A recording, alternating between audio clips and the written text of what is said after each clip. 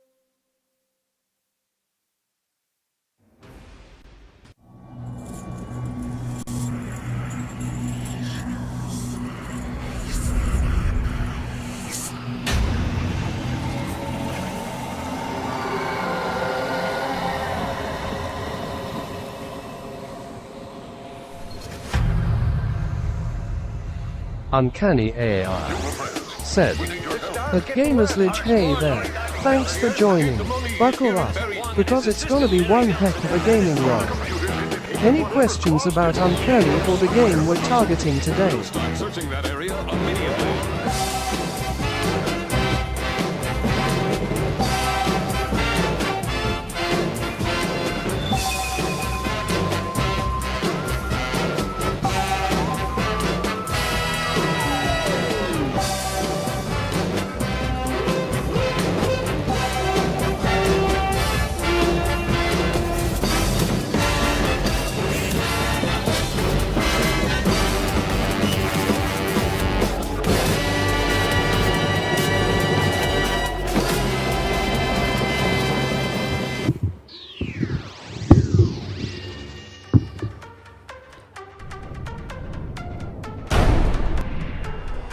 Ohayou gozaimasu. Konnichiwa, eto konbanwa, watashi no name Marco desu. Irashaimase. Or in other words, greetings and salutations, ledgelords, ladies, and gender fluid friends of any persuasion. Good morning, good afternoon, good evening, wherever you are. Welcome to Gamer Sledge. I'm one of your hosts, Mark, and joining me is Daniel. Hi, Daniel. Howdy, howdy. And we are here for a late night, long stream, 3 hours of Panel from Hell for Baldur's Gate 3. It was released last night. Neither of us have watched it. I am almost in tears about the release of this game. Yeah. Like, legitimately, like, it has so much potential. If they announce that there's a DM mode, I'm going to have real problems in my life. Especially with what we've even seen so far of just the modding. Yeah. Yeah. Yep. So, let's just roll right into it. 3 hours of it starting right now.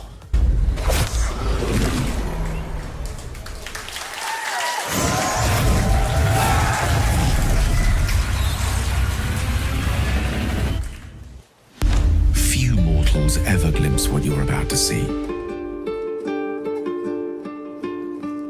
But don't be alarmed. I'm here with you.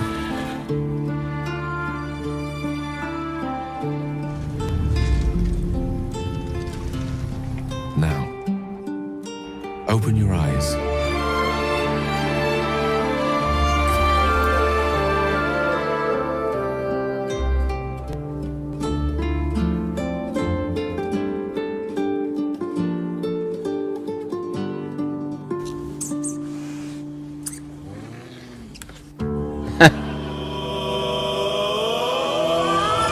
Master, you are the chosen one.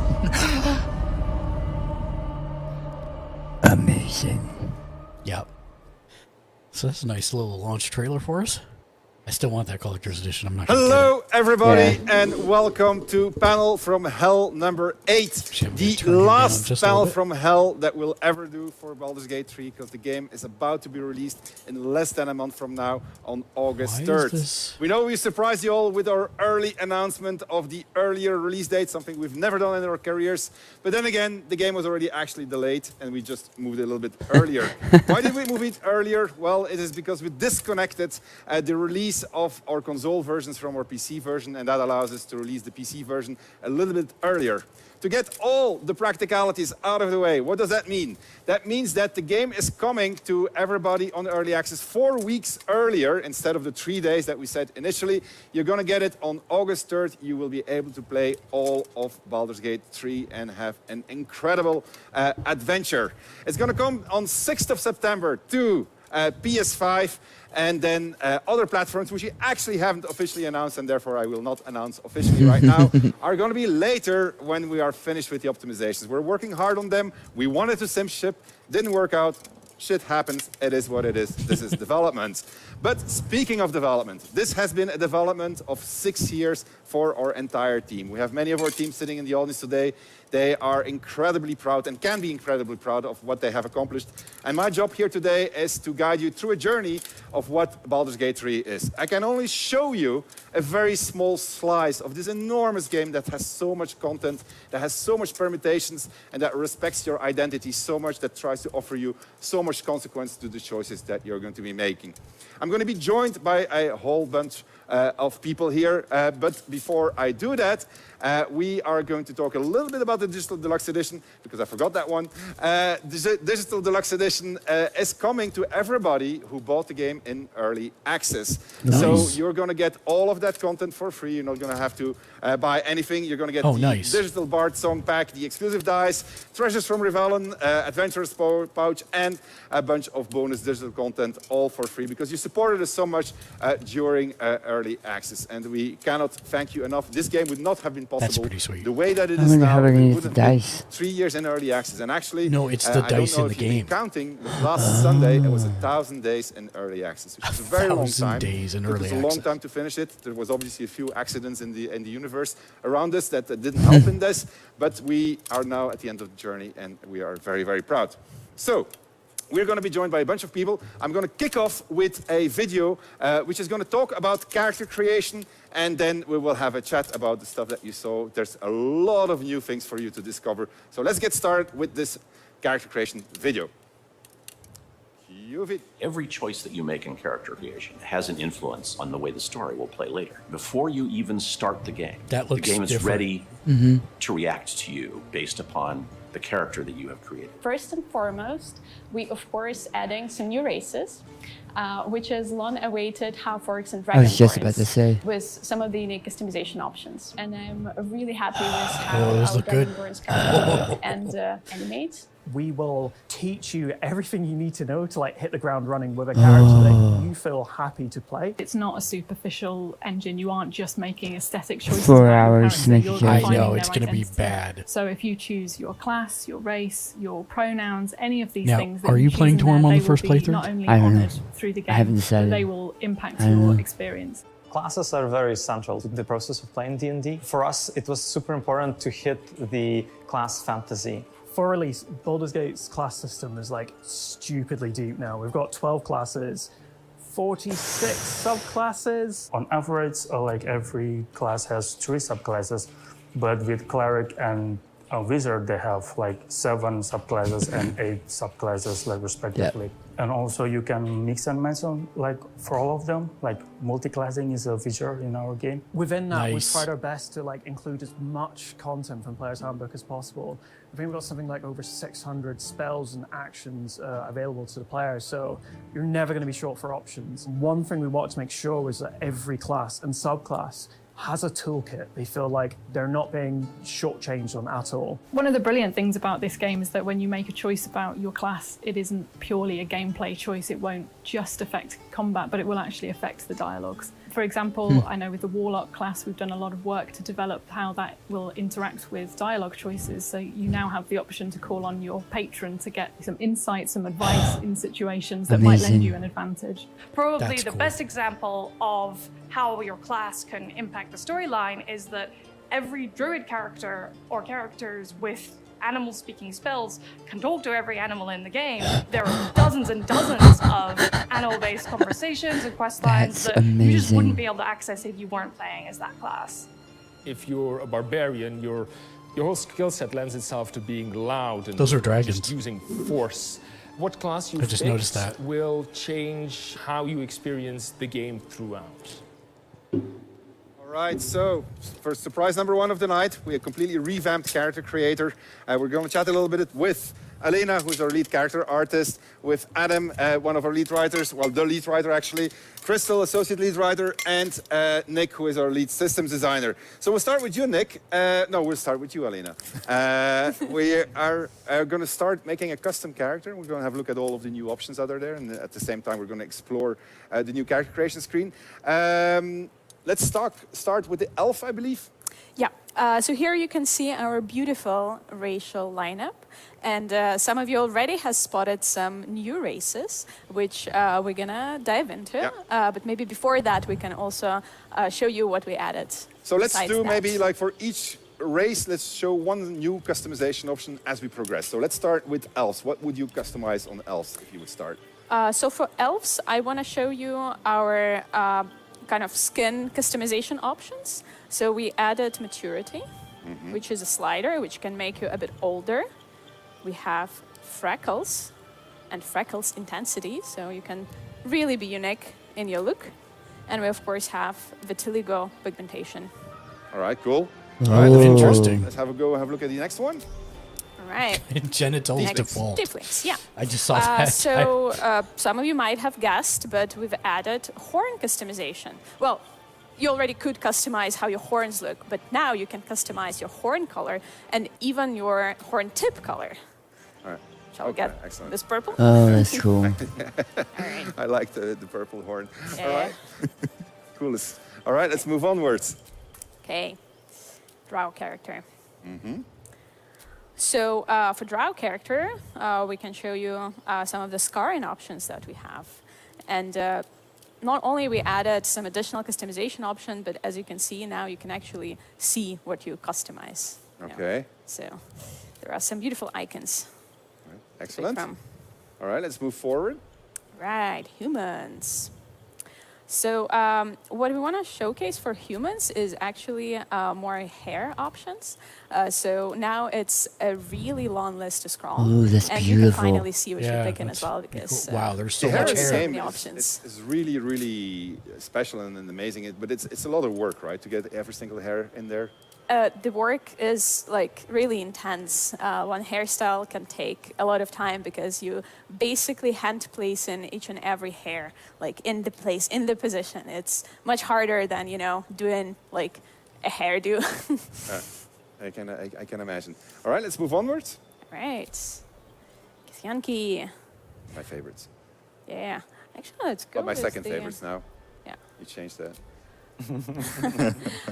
With Githyanki, well, I wanted to show our hair coloring options as well. So this is something that we added in early access.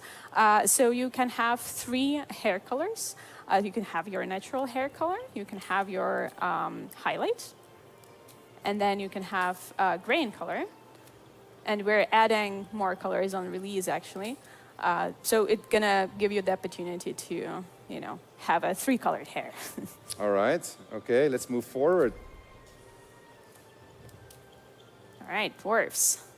Well, of course, I want to showcase some facial hair for the dwarves. There are a couple of extra options if you want to pick them. Some nice bushy beards. Bushy beard. Yeah. Some silly beards, of course. I like that one. Let's go for that one. Yeah. All right, let's move on. All right. Half-elf. So with half-elf, actually I want to showcase the body type. True. Yeah. We haven't shown the body type. So now, not only you can be, well, just the regular body type, but also the strong body type. Finally. Indeed. Yeah. Buff. All right, move onwards. All right, halflings. For halflings, well... It's halflings. You want to yeah. throw them around. I mean, that's literally the thing with halflings, right? I would imagine what so. I prefer even overthrowing halflings? Your next one. Drone gnomes. Yeah, Yeah, absolutely. Exactly. With gnomes, so they are really, really easy to throw away. All right. All right. We can show you one extra thing that we've added to our body art tab, which is piercings, which are also available for all of the races. Okay, cool. All right, you've been busy. Go ahead. What else do you have? You have orcs there? Half orcs, yes. Oh, they look very cool. Yeah. So with half orcs, I do recommend going with everything, you know, add a tattoo, add a piercing design, and obviously you can't have a half orc without a good scar, so let's go with that. All right, very cool. Okay, let's move onwards to the race that everybody's been playing ever since we introduced it here in the studio. Hey, are you guys ready? Absolutely. Drum roll. Let's go. Definitely. Show them. Dragonborns. Here they are. So Dragonborns is actually our most technically challenging race because other races are humanoids. These guys are reptiles. Took insane amount of efforts to get them right, to make their scales perfect, to color them. Like it's been truly a journey making these guys. Very long one, but they look fantastic. Yeah. And you can customize a lot about your dragon heads, right? Yeah, there are a couple of attachments you can pick from, and all of the attachments work on all of the heads. And of course, there is a skin color, which, we added a bunch of very exciting options for you guys. There are metallic skin colors, like kind of duochrome skin colors. But what we added on top of that is for a white Dragonborns, we added pearlescence effect. I can't even pronounce it, but I love it. It's really, really cool. Adds like this special sheen to you. All right. Makes you especially cool. All right. And can you switch genders? Yes. See. Okay, cool. Can you zoom in? They're so cool. I mean, I've been playing with Dragonborn the entire time. I was a Shadow Monk Dragonborn today. It was really, really cool.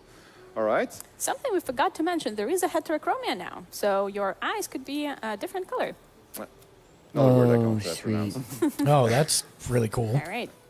And, well, for one subclass, we also added like a special kind of like touch for Dragonborns, because you might you might have a question like how the Draconic Bloodline Sorcerer would look if you're a Dragonborn, because normally you would get Draconic scales, but you're covered in scales. So what did we do? So for that, Sorcerer. so we added a special pattern that also changes color, depending on your ancestry. So you can truly be like a duochrome Dragonborn, and then you can throw in a Draconic Bloodline pattern and like be, you know, the prettiest member of your party. It's absolutely amazing what character art team has done on this. They look fantastic. Merits a round of applause, ladies and gentlemen. It's really, really good. That's amazing. That is amazing.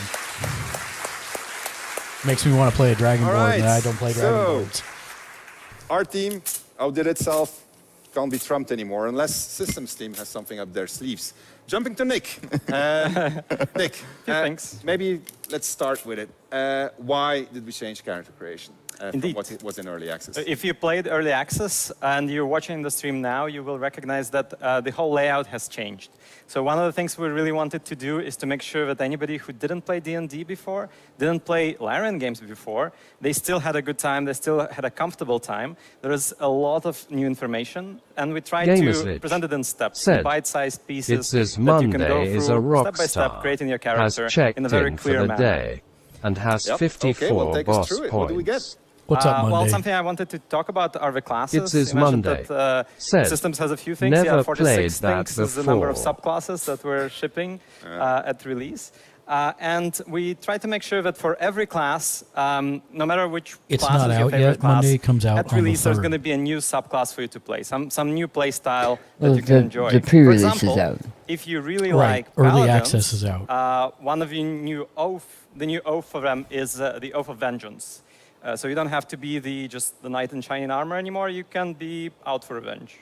All right. Well, maybe give us a small tour of the subclasses. Like for each class, just mention which subclasses are and just cycle through them. Because Team Animation has also done something very special when it comes to the character creation. So if you take a Bard, for instance. Yes, the classes now introduce themselves very nicely. We're trying to really get you into the fantasy of a class and communicate what the class is, even without the text on the screen. Just by looking at it, you understand what the druid is going to be about in nature, right? All right. It's so which Monday. are you most excited about? So like if you buy the deluxe subclasses not in edition for character the creation, it's gonna early come a little bit access. later, but it's a Yeah, Gloomstalker so Ranger. if you buy It's a early access, sneaky you automatically shooting get the type, deluxe edition that on launch. I'm They just really enjoying announced that playing. in this. All right. So it's coming later because that's per the Dungeons and Dragons rules, so Yes, you don't indeed. get to pick everything at the beginning of the game. Yes, yes. So some classes get their subclass at level 2 or level 3. Yeah, okay, but they're all Like present, Rangers, so one of 48 those. classes, really a lot to choose from. So if I'm playing the game and I make a mistake here, like what's going to happen? Like, do I need to restart the game or what? So we wanted to avoid players having to restart the It whole is Monday. game because it's a heavily narrative experience. Oh, okay. Are you and going to there's a play character it? that you might meet, you will Thursdays. most likely meet, that will Every allow Thursday. you to reset your class. For the rest of time. And just reinvest all of the levels. This also allows you to really experiment with multi-classing, which is a new It feature is that Monday. we're also shipping at release. In And multi-classing, what's your there are a lot of really thoughts cool on it? combinations. There are some combinations that don't quite work, and we want the players to really experiment with what is possible. And respec really helps with that.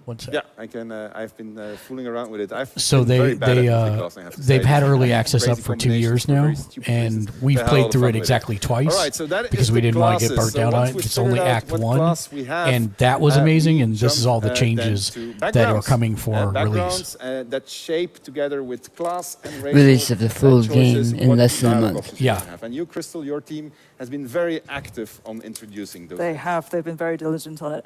You spent your first 6 hours of the game making this beautiful, complex character. You pick your class, you pick your race, you pick everything down to the eyelashes, whatever you want, and then you put What it are you in the laughing game, at? and You spent your first 6 hours of the game making your You've character. expressed yourself. The game has to recognise that. So what we noticed like- was I you like could be their staff an alien Githyanki with their cane. sorcerer, a drow warlock, a dragonborn bard, and you're just wandering into the elf song, and you sit down, and no one has anything to say about that. That doesn't make any sense. I agree. So we went all the way through Act 1 to Act 3, and we made sure that we built in the reactivity to all the dialogues and in the moments where it would matter. And it's not only reactivity, it's actually also full permutations of situations that was added to it. So somebody told me that when we calculate the word count and the line count that went into Act 1 into early access, and we compare it to today, your team has added over 1/3, 33% more lines in there. Is that correct? I'm afraid that it is. Is this because you've been talking to the finance team about the budget for all the voice recording and the cinematics and the motion? No comment. Okay, well, good. But it is actually, I have to say, I played through. I've been playing a lot, but I mean, I've played through as a gift druid, and it was a completely different experience as if I was playing with my drow. So I was really impressed actually by how much has been added and how much deeper it feels now as a result as an experience. All right, so we've got one person left on the stage. We have something new, which is the origin characters. Nick, can you jump to the beginning of the tab, which we didn't talk about yet? The Adam, first why tab. don't you explain. Yeah, so you can create your custom character. You can also meet a lot of people on your adventure that you can recruit. So if you've played Early Access, I know you've met Asteria, I know you met Shadowheart, you now met Karlach. You can also play as these people. So when you meet Asterion, there are things about him that you don't know, that he keeps close to his chest. You usually find out what they are when he tries to bite you. And then you think, oh my God, how did I not see it? He's a vampire. If you play as Asterion, you are the vampire. So you know from the very beginning of the game that you're a vampire. So you can play as them. Yeah. So nice. if I'm Shadowheart, if you're Shadowheart, and I got let's this pretend. big secret. Yeah. Big secret. Very, that's not, very not on my armor at all. Knows. No, it's not. It's hidden. Because I mean, I've played all the way to Act 2 and she didn't tell me. She didn't tell you her big secret. She didn't trust it's me. because she doesn't like you. But I think she likes me. She doesn't like you. Okay. We'll talk about that later. I may have done things that would have caused her not to trust me, but anyway, let's not talk about that. So if you were Shadowheart, yes, then you may not trust the people around you either. So you may not tell them your big secret. I get that option? You have the option. You can tell them. You can decide, I think it's time to tell them. And depending on how much they like you, they may react well, they may react badly. So, okay, well, take that one step further. There's a particularly nasty vampire spawn that is present in my party. That's Asterion, spoilers, but yeah. See, I'm trying to figure out what's going to happen Spoiler alert from when now we on. have There's 4. going to be a few spoilers. I'll try to tell you whenever there's going to be a spoiler, right? So, but in general, just cut the assume stream, it is. because there will be spoilers, all right? So, I wonder how that's going to work with the 4 of us playing. If we won't meet don't any tell you of weren't them warned. All right, or you're recruit Shadowheart. them. No. Oh. No. I think we won't get those parts You're of the story. I'm Astarion. Okay. And so, well, hold on, wait first. First, reverse roles. I was Shadowheart. You're not Astarion. Astarion is there. He's there, right? Astarion, in my playthrough, when he was recruited as a companion, tried to bite me. Did he? All right. Yeah. He did. Yeah. So, and I let him. It was a lot of fun. And I died. Anyway, so switch around now. Yeah. I'm Astarion. Yeah. You're Shadowheart. Are you hungry? Fuck yeah. Language. Been sitting in the suit this entire day. What do you expect? But yes, you can. The things that Asterion does as a companion, you can do as Asterion. So I can bite you. You can not now. But the other thing is that Asterion knows things about his past that you have to get out of him if he's a companion. He may open up to you. He may tell you these things. If you're him, you know them already, obviously. That's gives you a completely different perspective. It's a completely different perspective. You go through the world and you see different things. You have different lines of dialogue. People react to you differently. But also, sometimes when you go to sleep at night, you might remember things, or you might have haunting dreams or nightmares about your past. I know why you said that. I did say that for a reason. We got a video. Roll video. The forest, dark, cold, foreboding. Hello? Anyone there? First, thou shalt not drink the blood of thinking creatures. Second, thou shalt obey me in all things. Where are you? Show yourself! Third, thou shalt not leave my side unless directed. Your heart pounds, but you're ready. He's going to regret coming for you. Fourth, thou shalt know that thou art mine. 3, lie to yourself, boy, but not to me. You are mine forever. All right, so I think that is really amazing. It's something I'm super proud of the writing team for having managed to pull this off, because you tell stories in first person, you tell stories in third person. That's really interesting. When you replay the game, you can have a completely different experience. We could have a multiplayer session where I'm Shadowheart, you're Astarion, you're going to be... Who would you be? Lizzo. Nice. Obviously Dark Urge. We haven't announced them yet. Spoilers, everybody. Way to go, Crystal. Way to go. All right. So, speaking of... It was on the screen. Speaking of Dark Urge, I guess we're going to show something on Dark Urge, right? Yeah. Because you just All right, let's cut to a video of Dark Urge, and then you can speak all you want about Dark Urge. Well, with limits. All right, let's go for that.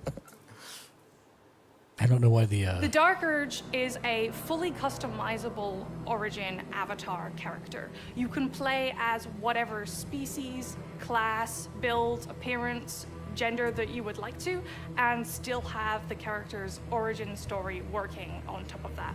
It's an avatar-only character, so it means it's just a character that you can play as, and you don't know what this character is. This character is someone who's waking up and the only feelings that they have are the bile of their liver, the gushing of their blood in their ruined body telling them you're going to kill and kill again. The Dark Urge, in a lot of ways, is a dark counterpoint to the main storyline. Play with the concept of why are we always so compelled to do terrible things in video games in the first place? For my first full playthrough at launch, I think I would probably play the Dark Urge. I'm a little bit scared to see what I would learn about myself, but I think that's part of the fun of it.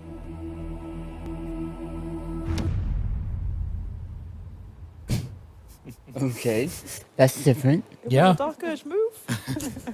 All right, so Dark Urge. Tell me about him. So the Dark Urge. Oh, hold on. We're gonna do this. Let's make one. Let's make one. Yeah. All right, we got Nick on the screen. Chat, we're gonna start involving you. We're gonna create a character. We're gonna create your own Dark Urge. So we're gonna start up a vote, I guess. Community team, we got a vote. They're gonna pick race and class. Race and class. Race and class. Nick is gonna add in a little bit of touches. Alina's gonna make sure that they look good, and then we're gonna see. Well, of what's course, gonna everybody's gonna pick Dragonborn now. Slice of gameplay. In the meantime, we're gonna talk about Karlach and then about Dark Urge. We haven't talked about. We haven't talked about Karlach. We need to talk about Karlach. We did. Let him first do his thing, Dark Urge. Okay, so let's talk about Karlach. Let's talk about you're Karlach. going to talk about Karlach. Yeah, you talk about Karlach. Yeah. You're not allowed to talk about Dark Urge. Yeah. All right. So Karlach is brilliant. I love Karlach. She's born and raised in Baldur's Gate, and she got sold into slavery in the Hells, and she manages to break free. And then she's really angry about all that, and she wants to live, and she has an infernal engine for a heart, and it's getting hotter ever since she's left the Hells. What? And she wants to live the life that was taken from us. We're going to call you Spoiler Crystal here. That was okay as in terms of spoilers go. She's rapidly grown one of the favorite companions of our playtesters. I mean, is she a good character? I think she's brilliant. Yeah, she's good. She's fundamentally, she wants to be in the world to make a good impact on it. All right, okay. So she's a barbarian. Yeah. Right, so she rages a lot. She actually has a special rage, her own very special rage that she actually... what is it, Infernal Rage, Nick? Tell us about that. She goes all up in flames, actually. She goes all up in flames. She has a special effects for this. Yeah. Right. So does that mean that if I have my wizard that's casting grease and I put Karlach in there, she's just going to go boom? Let's find out. Okay, so Karlach curses a lot. Is it like really a lot? Or? Yes, yeah. Yeah, okay. Well, then she can't. We're going to have to steer clear. Nah, later it's fine. on. Switching to Dark Urge. So Karlach is an origin character, right? You can play as Karlach, you can recruit her as a companion. So in addition to, because who are our other good characters? We got Halsin, who's now also recruitable as a companion. You can't play him, but you can recruit him. You got Minsk, all right? You got Jaheira. Yeah. Also, these are Jaheira's all those. I didn't know Minsk was going to be a recruitable companion. I thought he was just an NPC. No. So that basically tilts the balance in favor of the good characters. Do we have any extra evil characters? I got you covered. Yeah, so we Minthara, who many people have met in Act 1. Many people have killed her in Act 1, thank you very much. Some people have done other things with her in Act 1. You're the writer of Minthara, right? Well, that's your character. It's a team, but I like her. But there's a few things you can do in Minthara in Act 1. Most people choose the killing option. If you don't choose that, then you have to kill a whole lot of other people because she's not a very nice person. If you do that, then we decided that you deserve a reward. And in Act 2, you will be able to find Minthara and recruit her into the party. And that's actually going to put you on a different permutation than the permutation you may have been on. Very different. Yeah, very different. Yeah. I love that moment. I think it's really, really cool. I really like the question that she asks also. Yeah. We won't say that We will not talk about the question. All right, so Minthara, Halsin, Karlach, Jaheira, Minsk, These are all characters that were not in early access, Dark Urge, obviously. So these are all characters that players haven't had the chance to experience yet. And then we have the avatar point of view from all of the other companion characters, going from Milsey Lysel, said, Shadowheart, fantastic Will. panel this morning. All the hype for this game. Yeah, we didn't get to watch it, so we're watching it now. I'm super excited about it. We've had early access since day one. Compelling story. We weren't telling it as well as we could have done. And welcome so in. We did it again because that's what we do. We'll be playing this on Thursday nights. In different directions, much August 3rd, by the way, Thursday night. Traditionally, with RPGs, people will tell you, oh, this character can go down 2 different paths. They do it as late as possible, because then there's less permutation. We did it at the beginning. Oh, my God. Will's a very complicated man. He's got a really complicated story in terms of development. Yeah, for the player, it's very obvious. Like, but the results of his choices are insane. Yeah, no, from the very beginning. So he has a pre-existing relationship with one of our origin characters, and he has a pre-existing relationship with the city of Baldur's Gate. We can say what his relationship is. Well, he wants to kill Karlach at the beginning of the game. So we made 2 origin characters who one is trying to kill the other one. Yeah. So if you follow Will's original origin quest, you cut Karlach's head off. This is true. Yeah, it's very sad. It's a great scene also, actually. Yeah. Well, I mean, with due apologies to the Karlach developers. But you can also not do that with Will in the party, and then he goes down a very, very different route. He has his reasons for what he's doing. Karlach has their reasons for wanting to survive. They can become very good friends. I can imagine. Yeah. It's true, yeah, most people do. And then there's the Dark Urge. Yes. So the Dark Urge, when you start playing straight away, you see this is a different character. This has narrator is talking to you and telling you these things that are going on in your head. You feel like a custom character because you created yourself. But very early on, just some of your gameplay interactions give you scenes that you've not seen before, so don't skip through things as Dark Urge. And then you have an entire storyline that starts to bubble up, and it's very great. It's great. All right. So when I think I'm just going to take the 3rd off. I can imagine a lot of things. Yeah. When you say Dark Urge, I can Me imagine too, probably. more things. And then we can just start in the morning, character because it's going to take us 4 hours to come to a consensus on character creation team. But they can also resist it, right? So we all sometimes have dark thoughts. We all sometimes have impulses that we think, oh God, I shouldn't, and maybe I should. And as a Dark Urge, you can or you can't. But sometimes it's going to be very difficult to resist. Yeah. Sometimes you're going to say, this is really good fun. I'm going to lean into this. So I saw chat saying the murder hobo. It's not quite that simple, but it can be. You can play a murder hobo as anybody. Asterion can be a murder hobo. Shadowheart can. The Dark Urge is compelled. There are things inside the Dark Urge that are telling them do bad things. Yeah.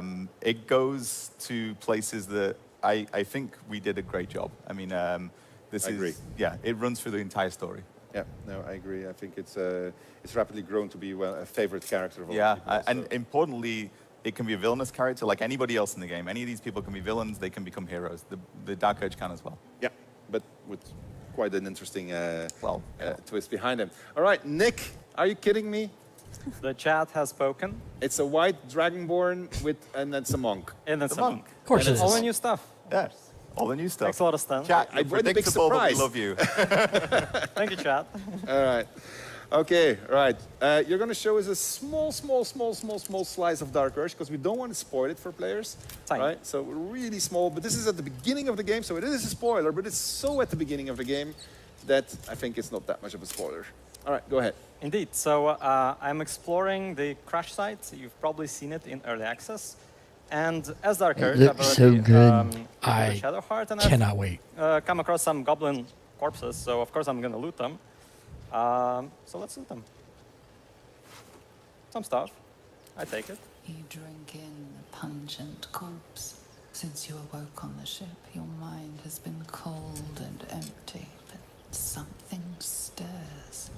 With your hands close to this body, you know nothing of why, but find a half smile flittering across your face. Let the grin fall across your face, or push the smile away. Are we fighting it, Sven? We are not fighting it. Never. Look, I'm a lizard, right? So I can't even stop smiling. It's just... This feels like home. There's something unknown and unspeakable deep within your heart. All right. All right. All right, spooky. Having some dark urges here. Let's move on. Let's move on. And here's another little thing that is a bit different from early access. This little portal. Why don't we click on it? You approach the sigil on the stone. Magic glitters and swirls from it erratically, as if malfunctioning. It looks slightly dangerous. Oh, dangerous. Yeah, I'm definitely touching it.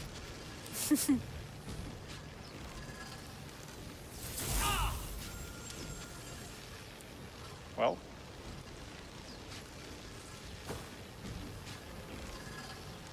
A hand? Anyone?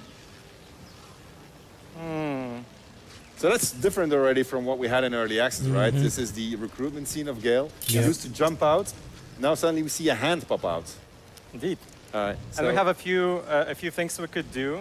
We could ask, who are you? Or slap the hand away.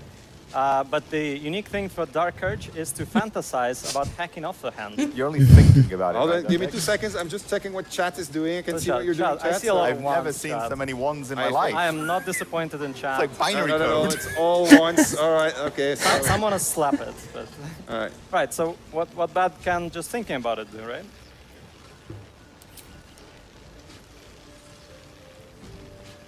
This branch of flesh is begging to be pruned, and its sap sucked from. My mistress' eyelids! Stop! Cease, you loon! Ah! Ah! As soon as the dreams cross the threshold of your imagination, you snap back to realize they have all come true. Oh, nice. You were supposed to lend a hand, not take one. You were dazed on the Nautilord, but now you are truly awake. Alive. Wow. So, guess you're not getting it's him? It's going to be a very lonely journey. I like his hands-on approach, but... nice. Let's give Nick a hand. Nice. All right. Been sitting on this one. Yeah. All right, so this is a game where you can just kill your companions like that, and then you can just continue journey ahead. And so There's more companions. There's more companions. Well, what if all the companions die, Nick? What do I do then? You can hire hirelings. Aha. If you run out. There's 12 more hirelings for your Dark Urges. You can really fill that camp with corpses. So that means you get one for every class, subclass, and then you can... Hirelings are just custom characters of each of the classes. In case you want to fill out your party or you want a party of all barbarians, let's That's say, awesome. you can go for that. All right, excellent. And then you can respect them also, I guess. Indeed, you can respect them as well. All right, excellent. I think you want to show us one last thing of Dark Urge, and then we'll just Can move you on. check your inventory, Nick? Check my inventory. Yeah. Let's take a look at it. There you go. Yeah, Trophy. of course. So what is this? To better go to sleep at night? Well, to put under your cheek, I guess. A memento of Gale. I think I need to lay down, okay? All right. Before you go to sleep, I would like you to show a little bit of camp clothes if you can. Yes, so you will see that when you go to camp now, you're wearing something more comfortable than your metal armor. As you can see on Sven, it's not incredibly comfortable It's to sleep new on. armor. It is a new armor. Look at me. It's All right. It's not a new armor. very loud. It's a summer armor. Very new, very loud Yeah. armor. All right, anyway, sorry. Anyway, nobody can sleep in that. So you can sleep on something more comfortable, like these pants. Dragonborn would like to go shirtless, I suppose. These items are just clothing that you can equip. You can find more in the world. You can apply dyes to them as well. So you can customize how you look in camp. And if you really want to, you can also keep wearing it outside of camp as well with this little switch right here. All right, cool. So everybody has camp clothes you can buy. You can go and shop. Yes, you can go shop, you can buy them. All of the origins have a unique pair as well, which was a lot of work for the character team, I'm sure. Yes, it was. Do you have my the thing I asked you, or do you not have it? My little So many cloak. things. My cloak. Oh no, I don't have a cloak. Oh, it's okay. It's all right. Never mind. Let's All show right. I like that cloak. Anyway. Yeah, cloaks are a thing, by the way. Cloaks were not there in early access. Oh, it's true. We're gonna have cloaks. But we don't have one right now. We'll show it. All right. And find a place. And you can recolor all of it, but with dye. You can apply colors to clip. All right. Okay. Cool. All right. If we get there, we'll see how this stream goes. Make sure that we remember to put on some face paint also, because I really enjoy face painting. It's really. We'll see. Anyway. Okay. So that's cloves. Let's go sleep. Let's go sleep. I just do a partial rest. As you writhe with sickly dreams, a deep dread floods you. Though you have a tadpole, you know your broken mind is not like the others who bear the worm. A few scraps of the past come back to you now and then, and you can never quite tell where the knowledge comes from. Inexplicable, violent yearnings overwhelm all other thoughts. Who could you possibly be to be their vessel?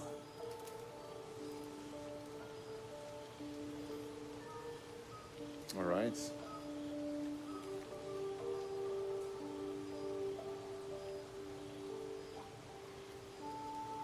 Think upon your heritage. Is there truth hidden there? The ancestral of your dragon clan is diluted amid the liquid hate in your blood. It must have been a very long time among your kind. When you try to think of a home, your mind twists itself back to indulge in the delights of the day. You recall waking up, hearing the pounding war drum of blood. How much you treasured the sight of the first corpse you took, the waggling stump you left of that wizard's arm. Do we swear to resist? Or do we lean in? No. Lean in. Lean deeper. We'll let the players will resist anyway. We're going. Imagining a broken, twisted neck, and a thrill thinking of a testing. As these images flood your mind, you fall soundly asleep like a babe in arms.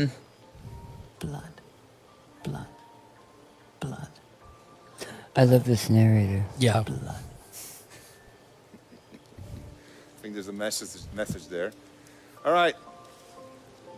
Dark Urge. Let's give Nick a hand. Thank you very much, Nick. I'm going to play through this game so many times. Dark Urge. I'm not going to.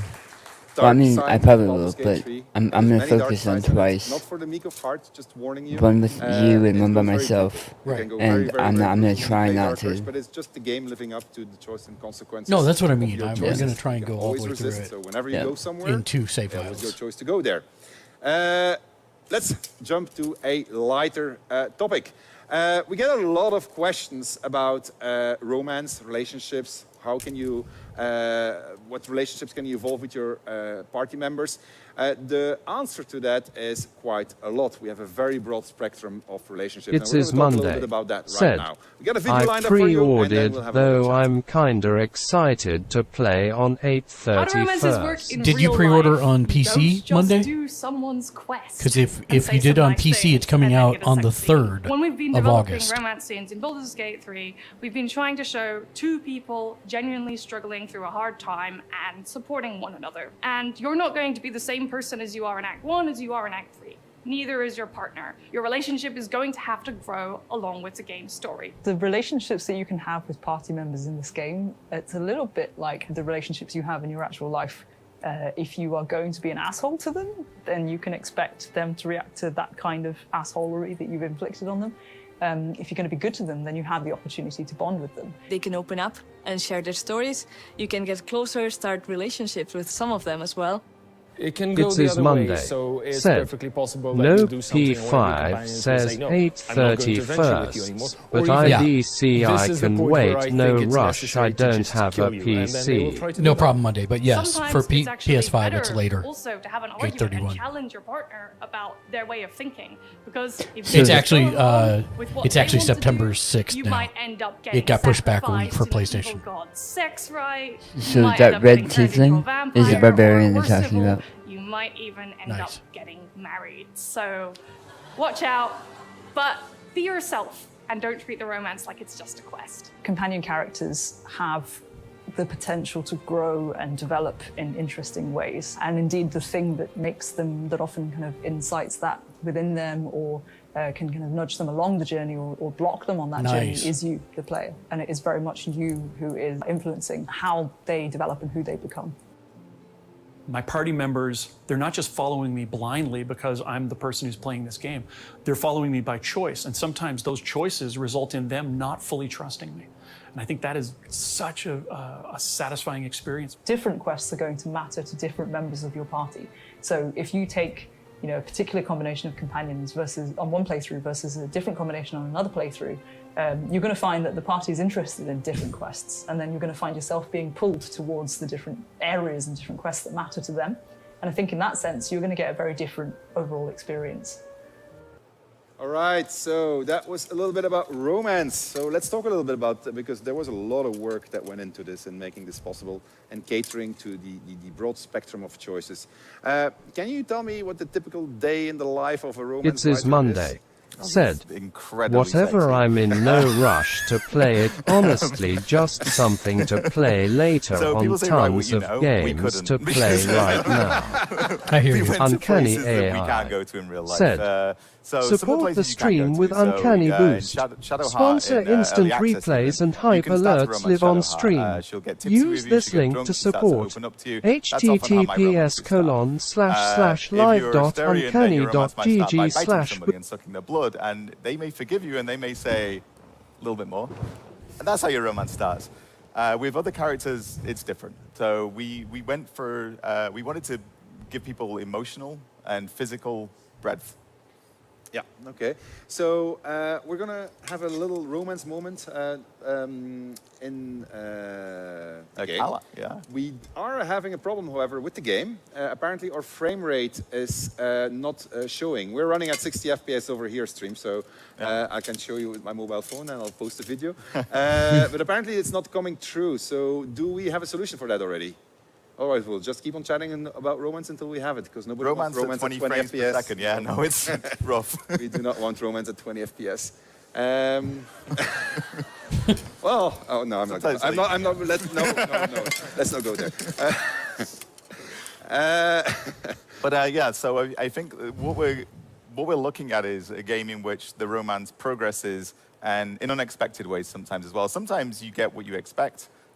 It's often sex, and sometimes you get something very, very different. Some of these are very surprising. It's also important to say that the companion characters, most of them don't just have one path through the romance. They have different versions of the romance. They can break off a romance. Some of them will happily share romantic partners and have polyamory. Some of them won't. Some of them have very different endings to their romance depending on what happened to them during the game and how you treated them and what you did with them. So it's incredibly complex. It's not just one per character. I know I've seen the dialogue trees that were behind it, so there's actually quite a lot of choice and consequence. And so is that all dependent then of like Shadowheart approves, Lysel disapproves? It's not all dependent on that. Some of it is. So like if people don't approve of you and they don't like you very much, then no matter what you do, it's not going to work out too well. So that matters. The way you behave in the world matters. As Bo said, Bo is one of our designers, writers in the video. It's not do my quest for me and then I will have a romance with you. It's more complex than that. So if they approve of the things that you're doing, they'll start to trust you more and more. And then if you decide to pursue a romance with them, it might work out. And sometimes they'll pursue the romance with you. Sometimes they initiate it. Okay, all right. Okay, good. I can see people working on the computers, so we're just going to give them a little bit more time so we can actually stream properly again. Crystal, you've worked on a lot of permutations in the game. You specifically have spent the last, 6 months of your life on the ending? Pretty much, yep. Yeah, something like that, right? So you, in the ending, in the permutations that you're catering for, how is romance accounted for? Is that something that you look at, or? Yeah, it's something you have to look at, because if you didn't, it would feel really weird, right? If you have this really deep bond with a companion character and you get to this point where you have to make a key decision about how you want your story to end, what they think is going to matter to you. So those moments have to be factored in, and it means that in one of our final dialogues, we have 1,900 lines, and you will see 30 seconds to 2 minutes of that, and get a sense of what. So a question I got a lot, we've done a lot of interviews in the last couple of days presenting the game to press and then to creators. question we got a lot is like, doesn't it bother you that people don't see like 99% of your content? No, because they'll see their story, the one that they played that was true to the choices that they made all the way through. And if they really enjoyed it, they'll replay it, and then they'll try different things. And I think that'll be. I love that answer. Right, yeah, well, yeah, that's very true. So one last question on this. I think the tech problems are solved. Is that correct? Are our tech? All right, they think so. So we'll find out. I can be good. I can be evil. Can I be evil in romance? Even if well... Oh, yes. Adam can. All right. Come on. But that's going to be very different because I'll have companions that'll leave me when I'm evil. Well, maybe, yeah. Sometimes you can convince them to stay. You'll be surprised what you can get away with. I mean, somebody's got to test that, I suppose. Yeah, no, it's true. All at the roll of a dice, right? Sometimes it's the roll of a dice, yeah. Romance sometimes is as well. The things that you can get away with and you can persuade people to do is pretty incredible. You have characters in this game that when you first meet them, you think, well, they're very sweet and nice, and there's no way in hell they'll follow me into the darkness. And if you play your cards right, they will follow you into the darkness, and then they will do terrible things in the darkness. All right, okay, good. We've got the frame rate problem solved, I hope. So let's jump to the game. Crystal, you're going to give us a small stroll. Where are we? In the lower city? Yep. All right, and so we're going to have Karlak is currently your partner.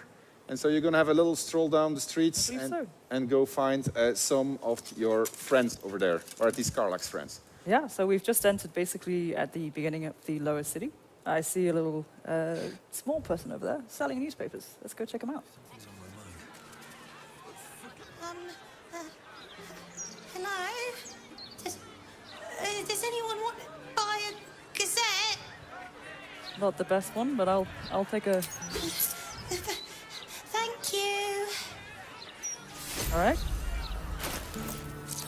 I'm hearing that we still have the FPS problem. Okay. All right.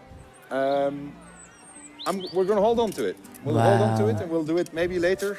We're going to jump to a backup solution, which is going to be romance of a completely different degree than what we planned on showing right now. We can go to tech. Yeah, let's go to tech. I'm going to fast forward. Oh. All right.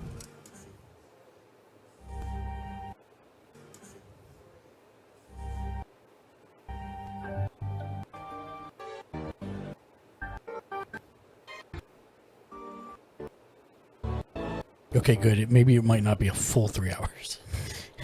Because they had to...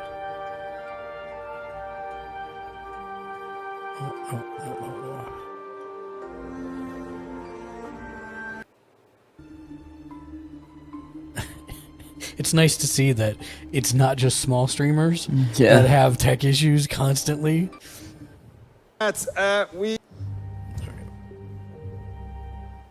All right, chat.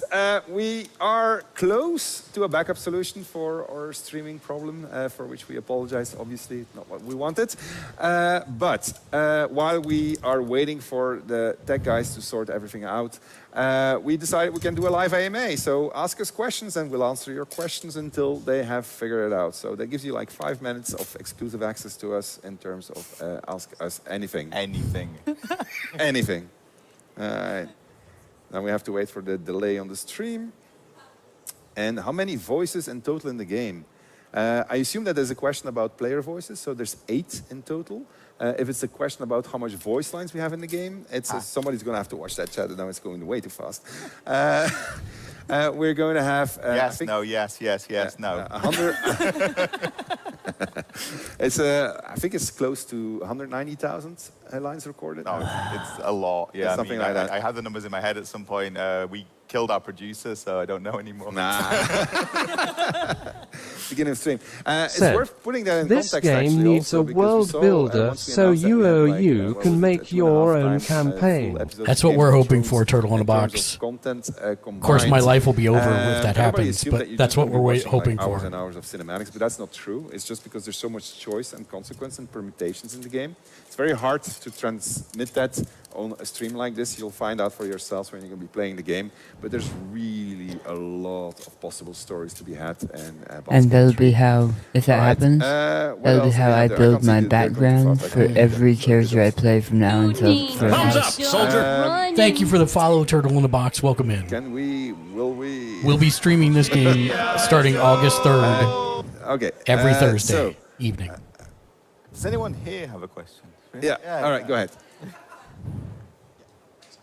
Yeah. All right, you get a mic. Sorry, All right. chat. There's too many of you and you're I'm sorry in advance because it's a terrible question, but it's a question you will have a lot of things to say about, so maybe it will help for the technical problem.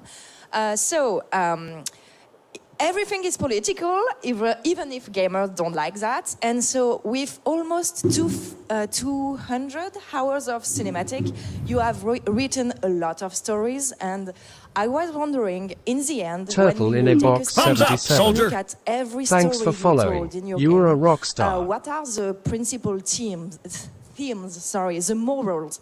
What is the story you wanted to tell to people? What is the final message we have to take away from the game? All right, we can do. You want me to do it? I can do it. Yeah. Go ahead. First of all, I don't think it's a story we're telling to you. It's a story we're telling with you. That's really how we think of it. There's so many stories in this game. Some of them are incredibly dark. Some of them are incredibly light, as I've already said. Some of them are funny. Some of them are sad. Thematically, one of our cores is trust. You're thinking about who you can trust, why you can trust them, and why the world should trust you sometimes as well. And you can be somebody who is incredibly distrustful, and you can go fully down that path. You can be the most noble, virtuous person in the world. We let you do any of those things. But it is a collaborative story. You start playing the game, you're telling a story. We have our stories. You are going to interpret them. You're going to make your own versions of them. Our message, I mean, for me, it's have fun. I agree. And there's two axes of team. This is what Adam just said, trust. That's about the party, gathering your fellows. Will they trust you, won't they trust you? But there's also a vertical axis, which is the one that propels you forward. You've got the monster that is growing inside of me. What am I going to do with that? What am I going to do with the fact that this monster is certainly starting to give me powers? Am I going to embrace them? Am I going to resist them? How far will I go with this? This game is going to go very, very far in offering you powers, and it will be up to you what you do with it. By the time you are in Baldur's Gate at the end of the game, you're going to be exploring the city. You will arrive there as somebody who used to be a wretch destined to become a monster, and now you are the last hope of the city.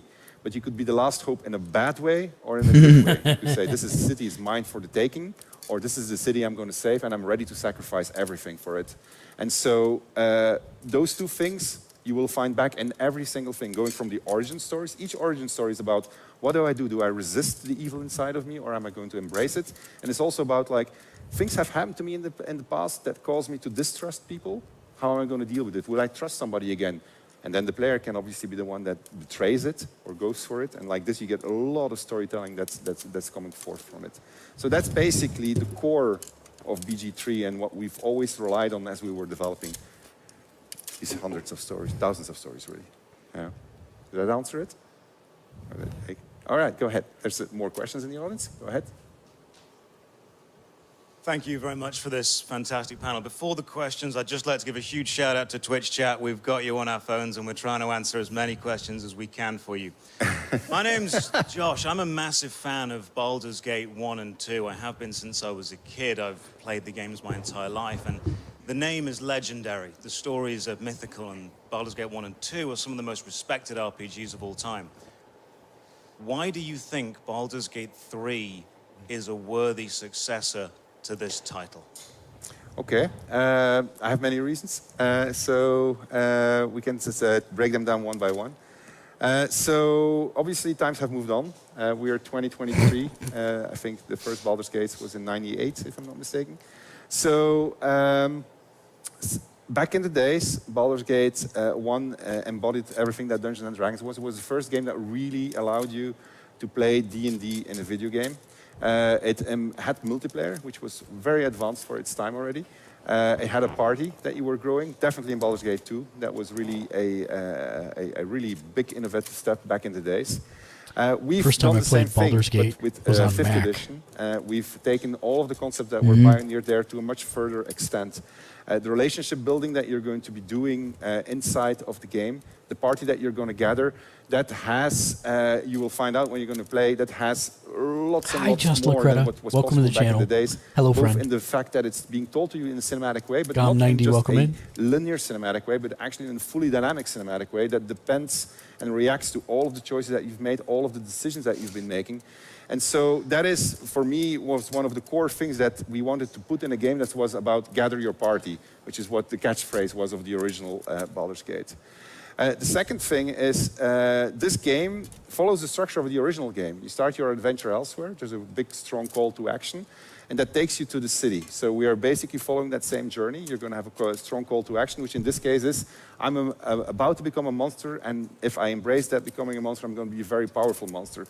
I was, back in the days, you were a Baal spawn, and that was the same thing. I have this Lord of Murder that is guiding me, so I need to deal with that. What am I going to do with this? Hushed asterisk hi. Things I'm excited to learn more about Baldur's Gate. That aspect. Back in the days, Baldur's Gate 1 was at the peak of what was possible visually. So Lacreta, it's been available for the last couple of years in early access. You've been trying it throughout 1,000 the day. days. I don't know what your thoughts were, but that's the first act. But it's just the first act. The full game is coming August 3rd, and everybody that gets the pre-order is now getting the digital deluxe edition. In that sense, it goes further. Available August 3rd for PC. Yeah, August 3rd for PC, available September 6th for PlayStation 5. BG3 is at the peak no of what's announcement dates yet for other consoles. RPGs also. It brings you a game that marries. I actually just finished the first one again about a month and a half ago. Everything that's about exploration, adventuring, everything that's been done in the genre. They're having some technical issues, so they're answering some AMA questions at the moment while they try and fix the stuff. It's a game that respects your identity in ways you cannot even imagine when you start playing, that you realize as you're going. But they've basically taken most of just 5e. Said, and so all those things sweet. together, I'm on PC and PS5. Just like its predecessor. They've basically taken most everything out of the current rule set of Dungeons and Dragons and put it into this game, giving you an incredible amount of choice as to how you tackle doing different things. 12 classes, over 45 subclasses, over 600 spells and actions. And lots of relationship building about how you interact with other make it a people. worthy successor. So in the You can be good, you can be bad, you can be somewhere in between. The video game puts it back at the forefront of where it belongs to be, allows you to play it in any way you want, be anybody that you want, and then actually get rewarded by true AAA cinematic storytelling at a scale that I don't think has actually been done.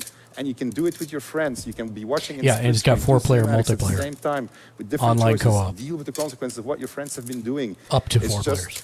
Really, really cool. Which we've already Anyway, tried. That was. Yeah, which we played through twice. Thank you.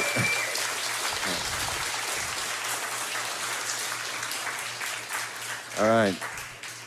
We had Just Lacreta. Tech guys are still busy, said, so we continue our wow, representation of Twitch an now in the actual audience. Go ahead. choose your own adventure. With all this in mind, how hard is going to be to pick your party members, your companions? You have been saying how many choices we have. Do we have to stick with them?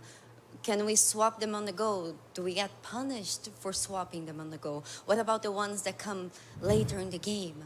So if you can. Okay. Thanks. I'll let you do it. I just talked a lot. Yeah, so they can come with you, so is the short answer.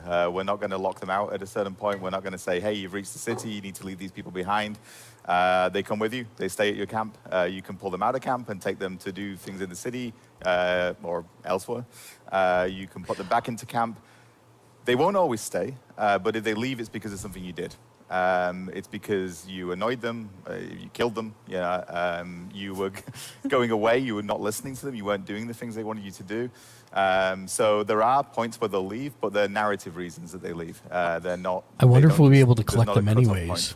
Because then if it's 9 o'clock and Jimmy's got to go, very insistent about the things they need to do in the world. I can just pull it's based on their personality. one of the people out of much camp. more open. Some of them, they want to Until get to we Baldur's finish. Gate anyway, Yeah. so that's where you're going, so they're going to come with you. There are some that, only 2 actually, that are don't end up in the same party. Modders will make them in the same party very quickly. And that's for narrative reasons as well. But otherwise, yeah, the ones you find later in the game, they join your camp. You can swap them in, you can swap them out. All right, okay. Good. How are we doing? I see games that have booted up. Does that mean that our tech problems are solved? Okay. Nope. No. 2 minutes, 3 minutes. All right, it's time for some more questions then. Yes, chat. Okay, you know. Me or chat? You. Okay, so you talked a lot about character customization and how much you care about, like, the story that the player wants to tell being told, or like telling their story, allowing them to experience that, and especially about respecting the player's identity Is that they Aloy choose for on her themselves shoulder? in the game. And Looks like it. I just wanted to ask what your favorite part about that is, because like we had the wonderful opportunity to test it a bit I as mean, well. you should also be and vexed. you implemented so many different things, and I'm just curious which your favorite part is. It's a really simple answer. It's always the latest one that's implemented. So right now I love being a Dragonborn. I mean, I really dig being a Dragonborn. I haven't done a full playthrough as an orc yet, so I think I'm going to dig that too. So it's really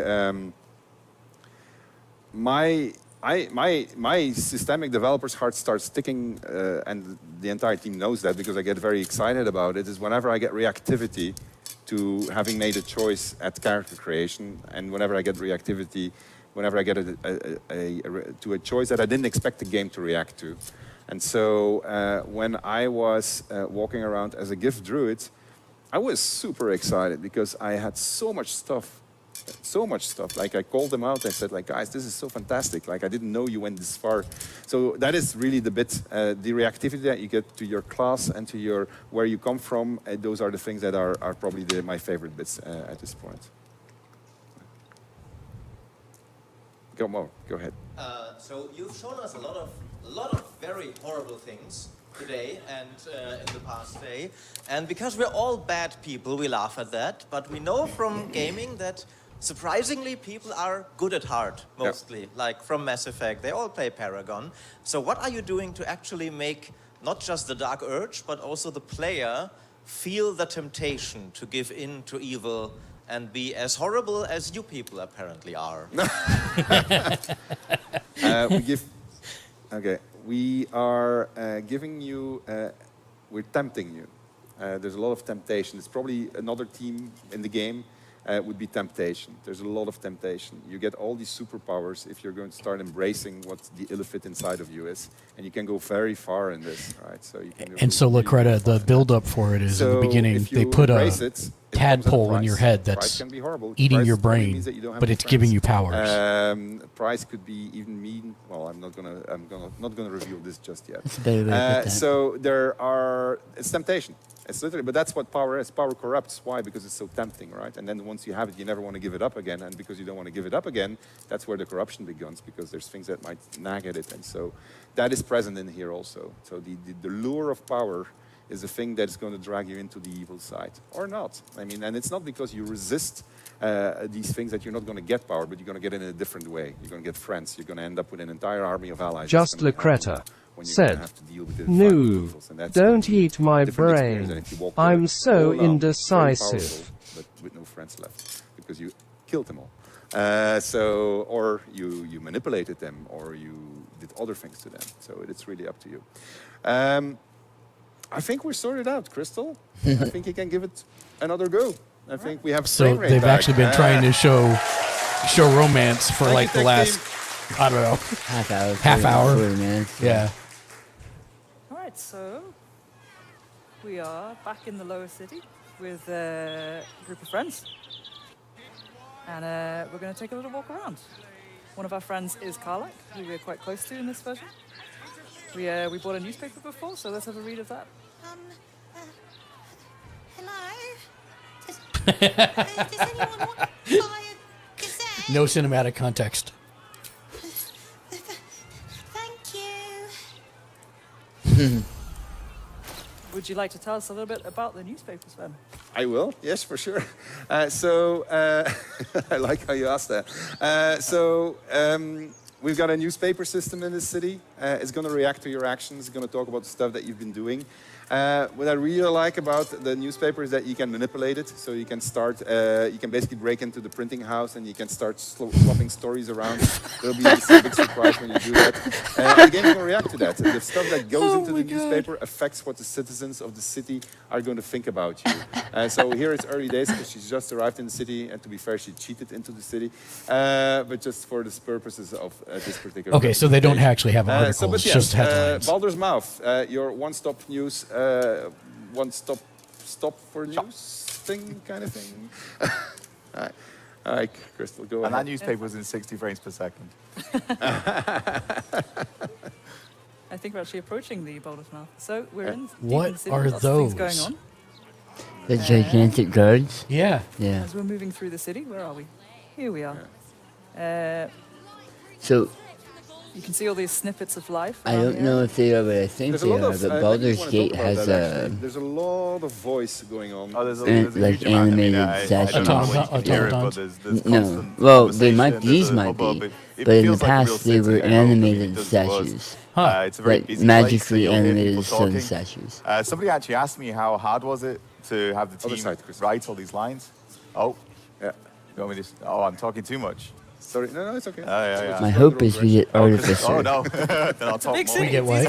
Artificer. But somebody asked me how hard it was to fill the city with so much noise, and actually, it did a good job for us. It actually makes our job easier because if you listen to the people talking, they're actually reacting to events the same way the newspaper does. So they'll be talking about the things that have been happening. You'll hear these snippets that they help us to tell the story without you having to slow down, stop, and click on everyone. If you want to do that, you can. There's a lot of people to talk to in this city. Including people that you might remember from Act 1. That's Sorcerer's Sundries, right? Yeah. And so that's Aradin over there. And so his story continues here and actually depends heavily on what you've done, what you did in Act 1. One of the things you're going to find when you're going to be in the game is that a lot of the things that you did during your journey end in the city and have an impact here. And it's insane how far that goes. There's really a lot of reactivity to it. We don't want to spoil a lot, so we're not showing it to you, but you'll discover when you go in there. All right, go ahead. We're going to go and find an old friend of Karlak, I think. That looks like a familiar face over there. Yeah. My son Karlak. Oh, I wouldn't start. Okay, there you go.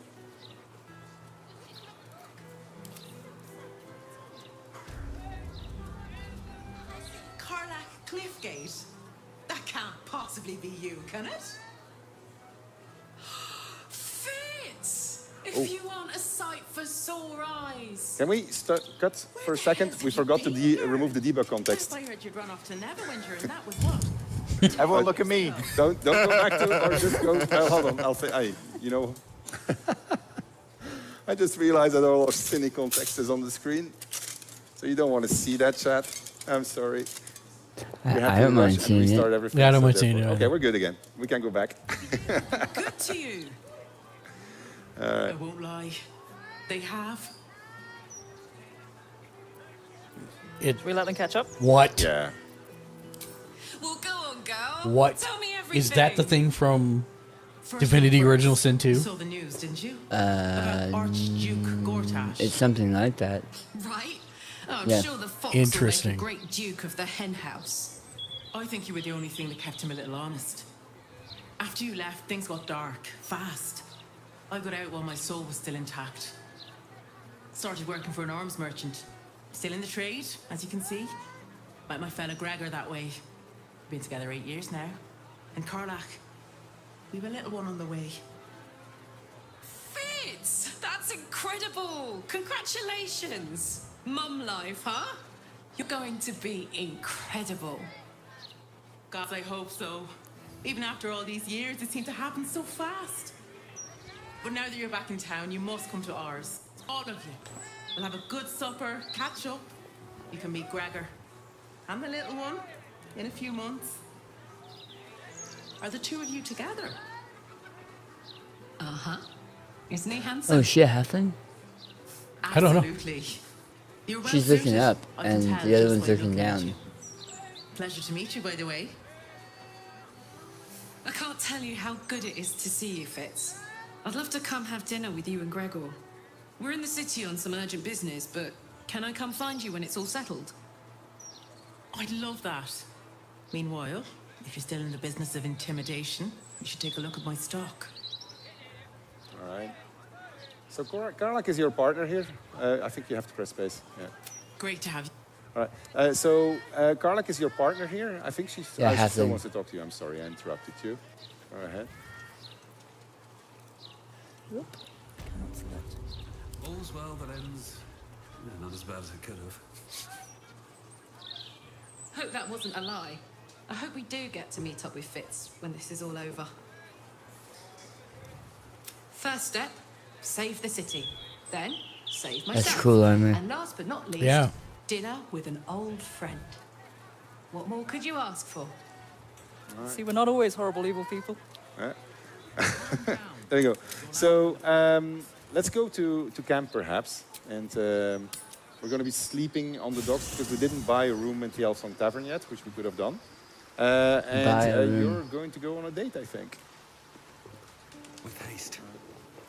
Where's my beautiful tiefling? Just check myself. Do I look all right? Yeah, pretty good. Maybe it'll bring us closer. Hey. Well, you want me to drive? No, that did not trigger what it was supposed to. Oh, so it's true, actually. Oh, wow. All right. Well, that's a first. Okay, well, let's leave. We're going to have to go back to sleep. All right. Well, our technical difficulties have set us in the wrong save game, apparently, because they had to reboot the PC. And we wanted to show you... Actually, it is... Okay. Oh, I think she's ready now. I think she's ready now. We're sorry about this. I mean, this figured it out. There we go. She's figured it out. What I want to do with you. All right. I'm That's very obedient. I want to go on a date. A first date. No weapons, no monsters, no mysterious voices. Just you and me and dinner. Please say yes. I'd love to go out with you, Karlak. Yes! look how cool those dragon boards look. Those are these models. Yeah, both of these models are amazing. Let's go. She's so cute. Give me a beat to run ahead. I want to make sure everything's absolutely perfect. See you there. And she burns the entire city down. It's like Chicago in the 1800s. That's like Ultron the Dragonborn. Yeah.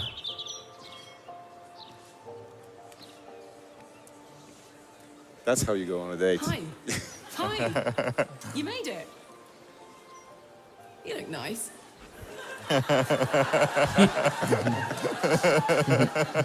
Why, thank you, so do you. Thank you.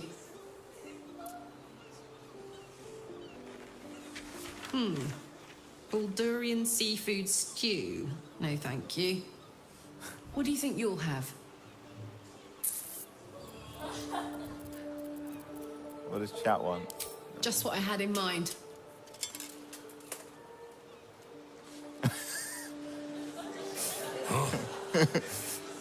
Two of the Rothe ribs, please. And 2 glasses of... What do you think, chat? Wine? Chat side. Room says wine. All right.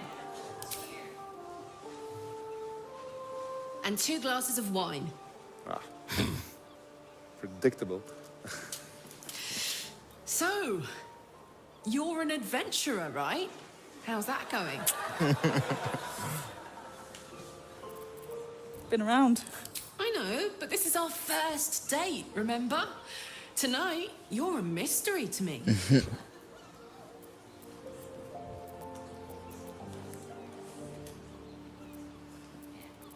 Exactly. Anything you'd like to know about your enigmatic new paramour?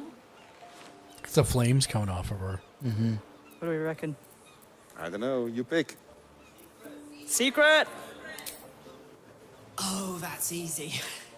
During year 2 of my fabulous adventure in celibacy in Avernus, I once got so, pent up, I burnt down my field tent. Blamed it on an imp and never told a soul the truth. Beat that. Yeah, I don't think I can. We'll have to make some new secrets between us then. Okay, comes our food.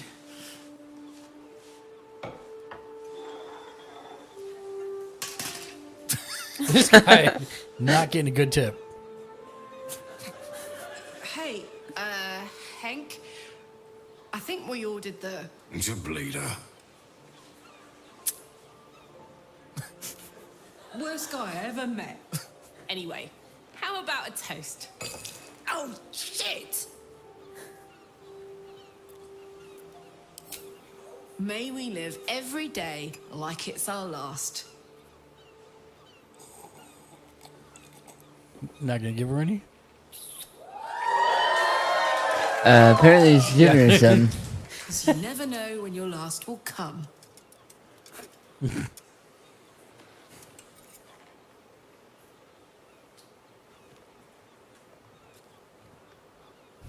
Let's cut away there. Oh, that was great. Well, because we got a different. We're keeping it a secret for a purpose. So we have a bunch of people that saw this scene today, and so they really want to see what's going to come next. But we're going to keep it for their own stream, so we're not going to show it right now. However, we're not cruel either. We've got a other side of the spectrum when it comes to romance, and there we're not going to intervene. We're going to let chat fully decide, and we'll let you speak for chat what options you want to take. Adam is going to take the lead. Content warning, mature game. All right, some of you might be uncomfortable about what's about to come. So children, including my own children, turn your eyes away. Your father is not at all involved in this. All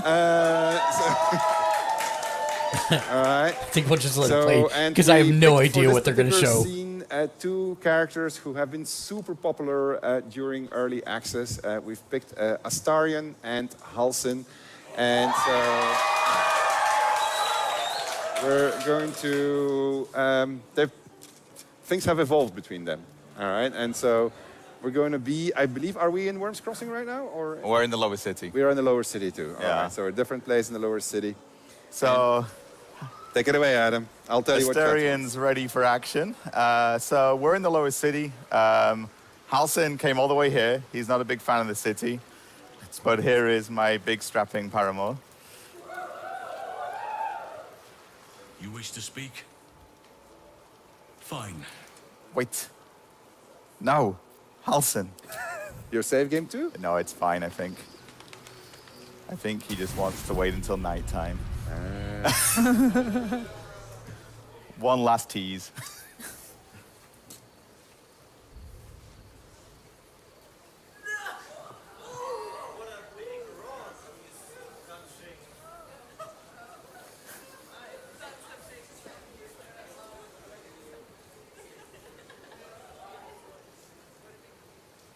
Oh, you came.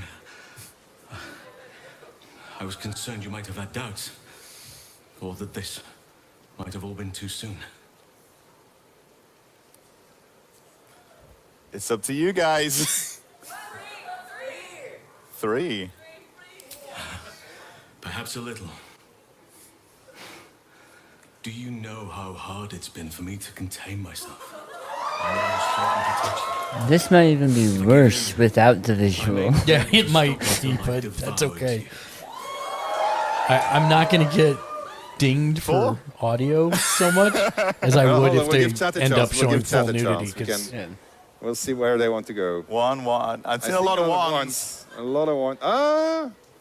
Yeah, I see one is the dominant number. It's going to be 1. Nevertheless, I will be gentle.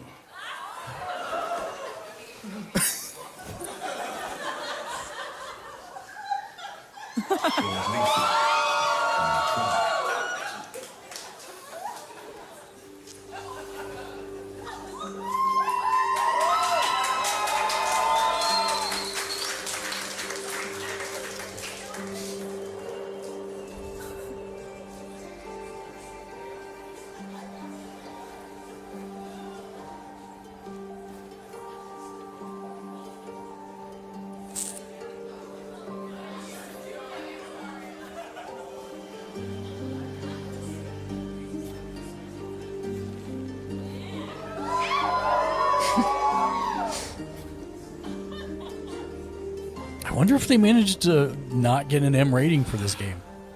I don't know what it's rated. Nature intended. Come here to me. I would be really surprised.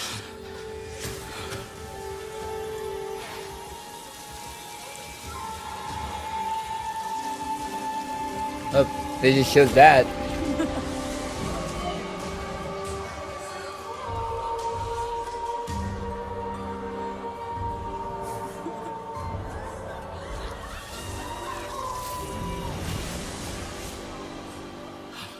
Forgive me, I lost the run of myself. Sometimes, if blood runs hot enough, it's difficult to tame the beast. So we're all about choice and consequence, Larian.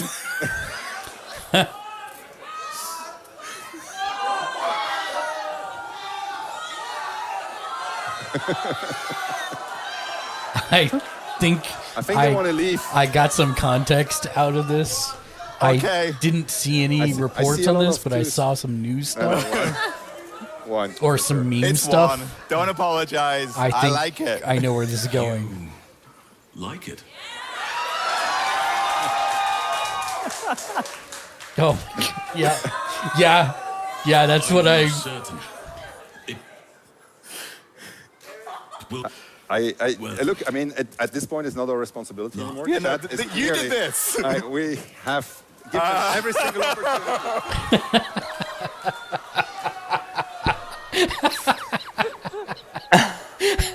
I mean, it's still me pressing the buttons.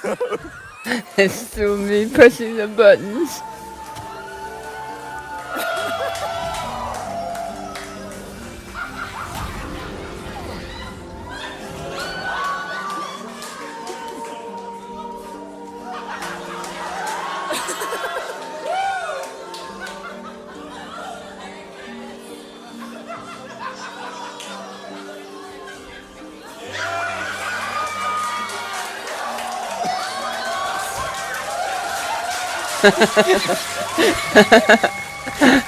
Oh, they actually blotted it out. Nice. All right. That's kind of amazing All right. and hilarious. Well, I'd like to say that we didn't expect this particular path. Yeah. We actually did expect that one. So that was when we said spectrum, we meant it. There's a very wide spectrum. There's much more for you to discover. We don't want to spoil a lot. There's lots of moments of tenderness. There's lots of moments of silliness. There's lots of moments of fun to be had when you're going to be playing BG3. Now comes the hardest part of the evening for me. I got to transition from this to combat. Okay, so...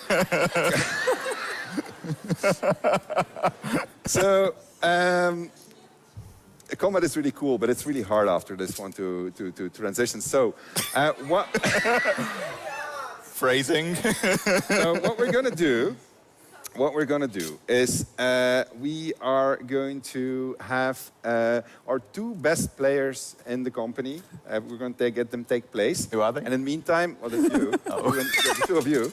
And we're going to have them play in multiplayer, because obviously BG3 is also a multiplayer game. You can play in multiplayer with up to 4 friends. You can play in split screen, so that basically means that the two couples can play together if you want. Or obviously you can always play alone. The game always works, the stories always work, everything weaves into one another. If you want to play 4 origin characters, you can. You want to play 4 custom characters, you can. If you want to, courtesy of one of our producers who came up with the idea, if you want to be the master of a necromancer resurrected army, followed by plenty of zombies, so 4 necromancers, you can do that in multiplayer. It's crazy, the stuff that the game allows you to do. So, we're going to introduce Matt. Oh, man, while the I two might of play a you necromancer. take place. Mhm. Matt, can you come over, please? So we have a little chat about combat.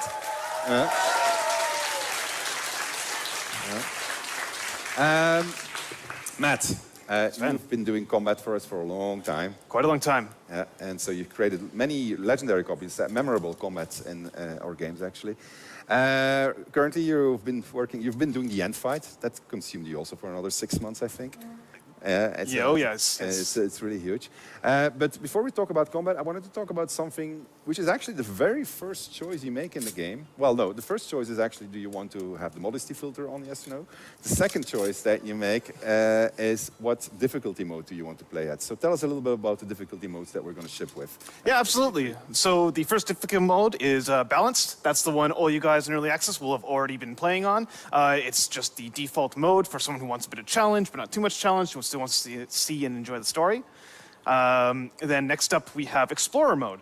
Those of you who aren't quite as interested in being challenged in the combats, just want to see the story, get on with it, that's the difficulty mode for you. And then finally, we got Tactician. I think a lot of people in the audience here, a lot of people on Twitch are looking forward to that one the most. That's our hard mode. That's the one that's really going to challenge you in the combats and even outside of the combats in some ways. Yeah. And so, can you tell us a little bit, what does Tactician mean? Like, what does that do to the game when you play in Tactician mode? Because it's not as simple as just like the HP has been buffed up, right?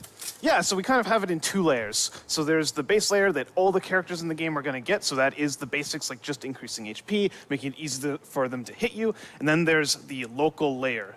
So we've gone through every single combat in our game, and we've added in little bits of spice to make that combat shine just a little bit hotter and be that much harder. Okay, so I want to follow up on that, but maybe first, like, what is the philosophy of combat in our game? Because our combat is not just something I just drop a couple of guys and I see what happens. There's a lot of engineering that goes into the creation of every single encounter that you're going to have. Is it about 300 or something like that? Oh, I've long since forgotten the number of combats in this game. But yes, every single combat, we don't place characters idly. We have a philosophy around making each combat encounter a puzzle. And, well, puzzles are only solvable with the tools that you have. And what's so exciting about working in RPGs is every single party is going to have a different tool set to solve the puzzle with. It makes it very difficult to design sometimes, but a lot of fun in the end.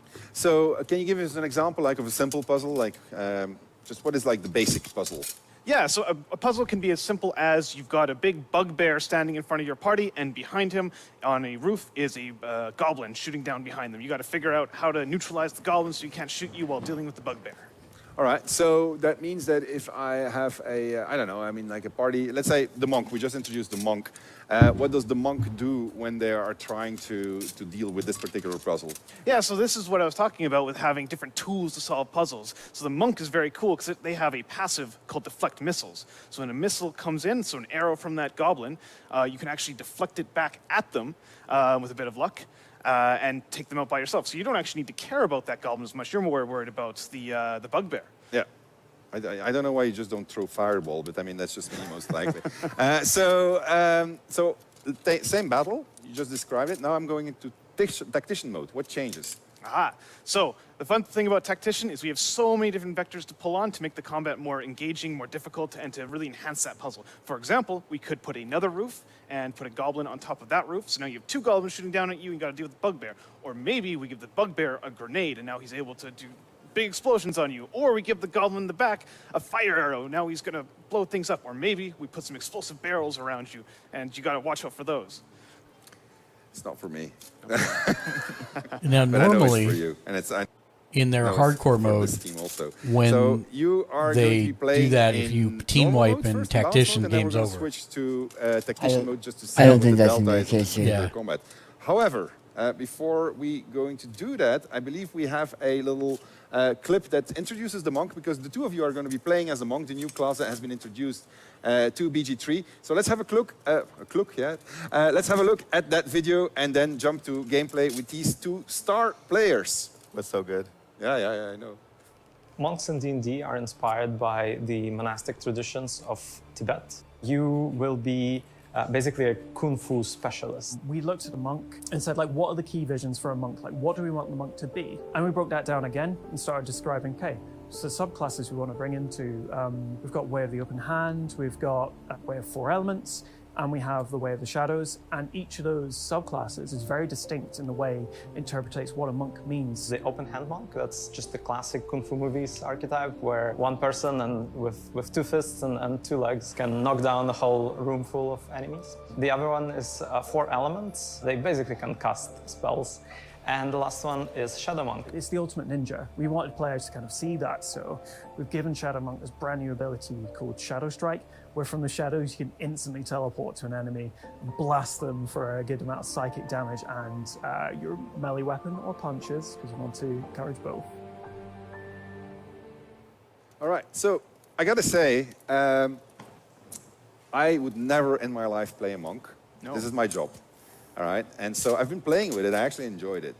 So I got to say kudos to the combat team and the system design team, because it was actually quite a lot of fun. And I heard a lot of people here and yesterday and the event that we organized to get first hands on the game. A lot of people actually enjoyed playing as a monk, so which is almost impossible. So it's so that's actually quite good. And look at that, we have an actual monk standing there. Hello. All right, and he's going to show us. What are you? I'm the shadow. I'm way of shadow, so I'm the ninja monk, the coolest one. Yeah, and I know this so well. I didn't even listen to Matt because I know exactly what I'm doing. Okay, so whose move is it? Oh, it's my move. So first thing I'm going to do is, so you may know this combat from early access. It doesn't have to be a combat like anything else, but you walk in here, these goblins ambush you. If you're a martial class, then sometimes you get pinned down by them in the middle there, but monks are really fast. So we've managed to dash up on the roof already, and I'm going to deal with them. So flurry of punches, which looks badass, and that's one down already. And then I'm also going to show some Dragonborn stuff, and I'm going to burn this one with my breath.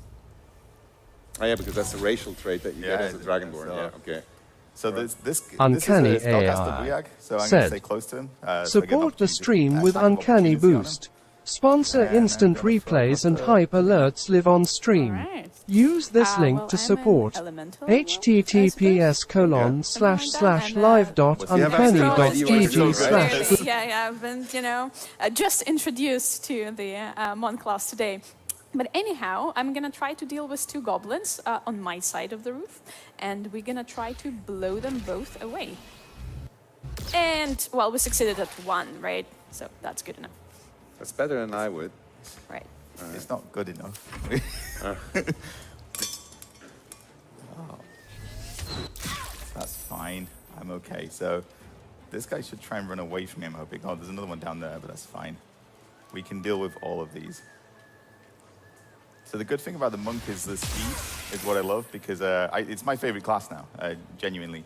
And one of the things I like about it is the speed, because you can close on enemies really quickly. You can do hit and run tactics. So while everybody else is prepping spells and doing all that stuff, and you run and you punch them and you get back into the shadows again. It's great. Now, I don't need to be super complicated about this. Matt promises me that it's going to get much more difficult on Tactician. But right now, we should be fine.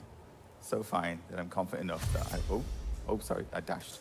Oh, that's okay, yeah. So I'm going to get down here, and then I can jump through here, beat this guy up. We've won. Ignore the scream. It was all as intended. All ninjas scream. This is what they do. All right, I'm gonna dash with my... Oh, did I dash, actually? Oh, I guess I did. I don't know. And yeah, that's it. Almost got this one. Goblin. I can see the hands of the masters in action. It's impressive, right? You want to put them in Tactician mode? Yeah. I mean, they've got it under control. We've done this in Tactician mode half a time. Listen, my mode is a story mode, so... Wait, what? No, but so I can get up here, and I get this one cornered. These little ranged guys, it's just fun to beat up on them. So I do have other abilities, but I don't need them right now. I can cast Darkness as a Shadow Monk, so I can blind this guy. I've got Silence, so I can create a sphere of silence around myself. Useful for dealing with magic users. I've only got 2 hit points, I just noticed. That's not ideal. All right. Let's finish this one off, and we'll, I guess, go help Adam. I don't need... Looks like you're handling it, though. We're handling it very well. I mean, again, the mobility is great because you get these little archers, and I mean, it's a goblin, so this is deflect missiles, so hopefully you can send this straight back at him. How cool is that? All right, that's pretty cool.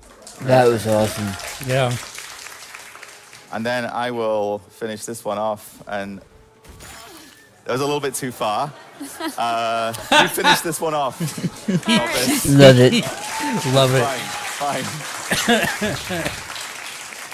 Love it. I wanted to handle this on our own because I'm the master, and you know you need to you teach not by example but by. What does it do to you, Matt, to see this in action? He's thrilled. You know what? I see a master like this teaching a young Padawan how to improve. It's very beautiful. Oh, I'm happy that it makes you happy. Okay, let's go Tactician then. Yeah, let's reload and see you do the same thing in Tactician. They're only goblins. Who's the host?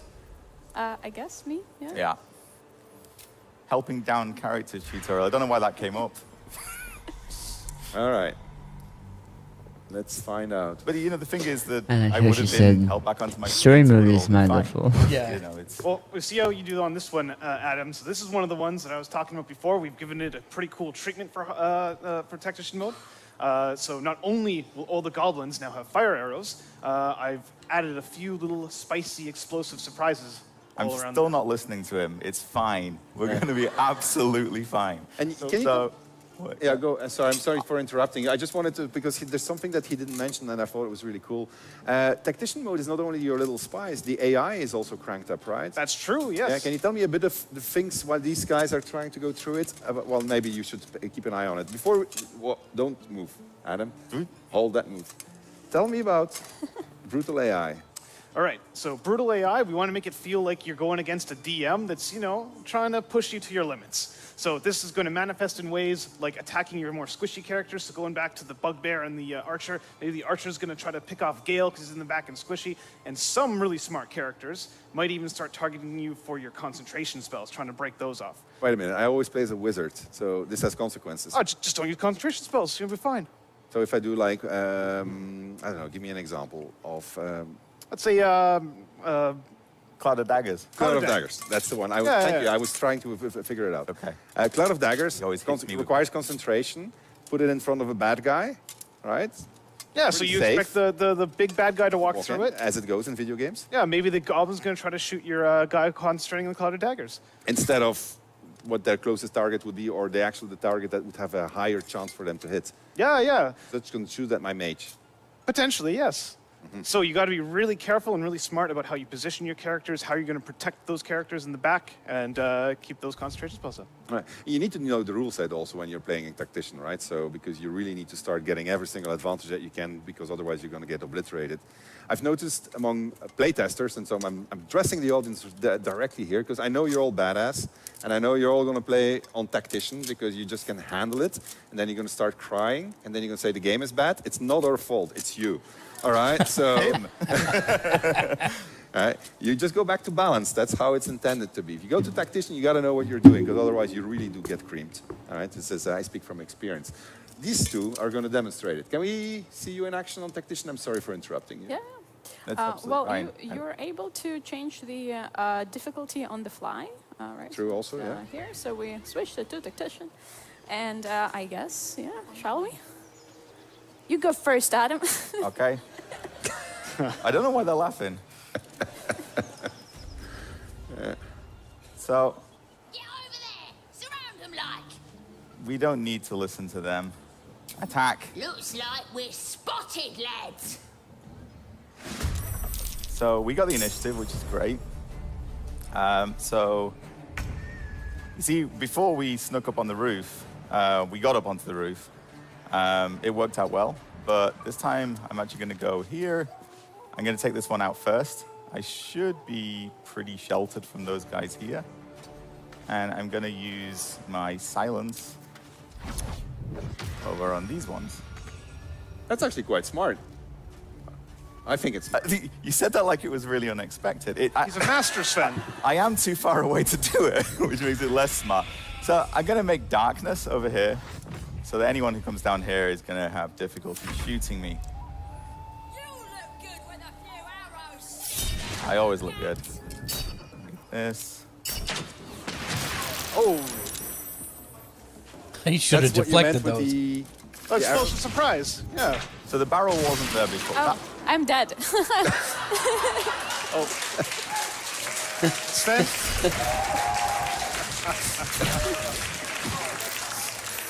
I assume you're applauding that I'm still standing. Hold on. I got an idea.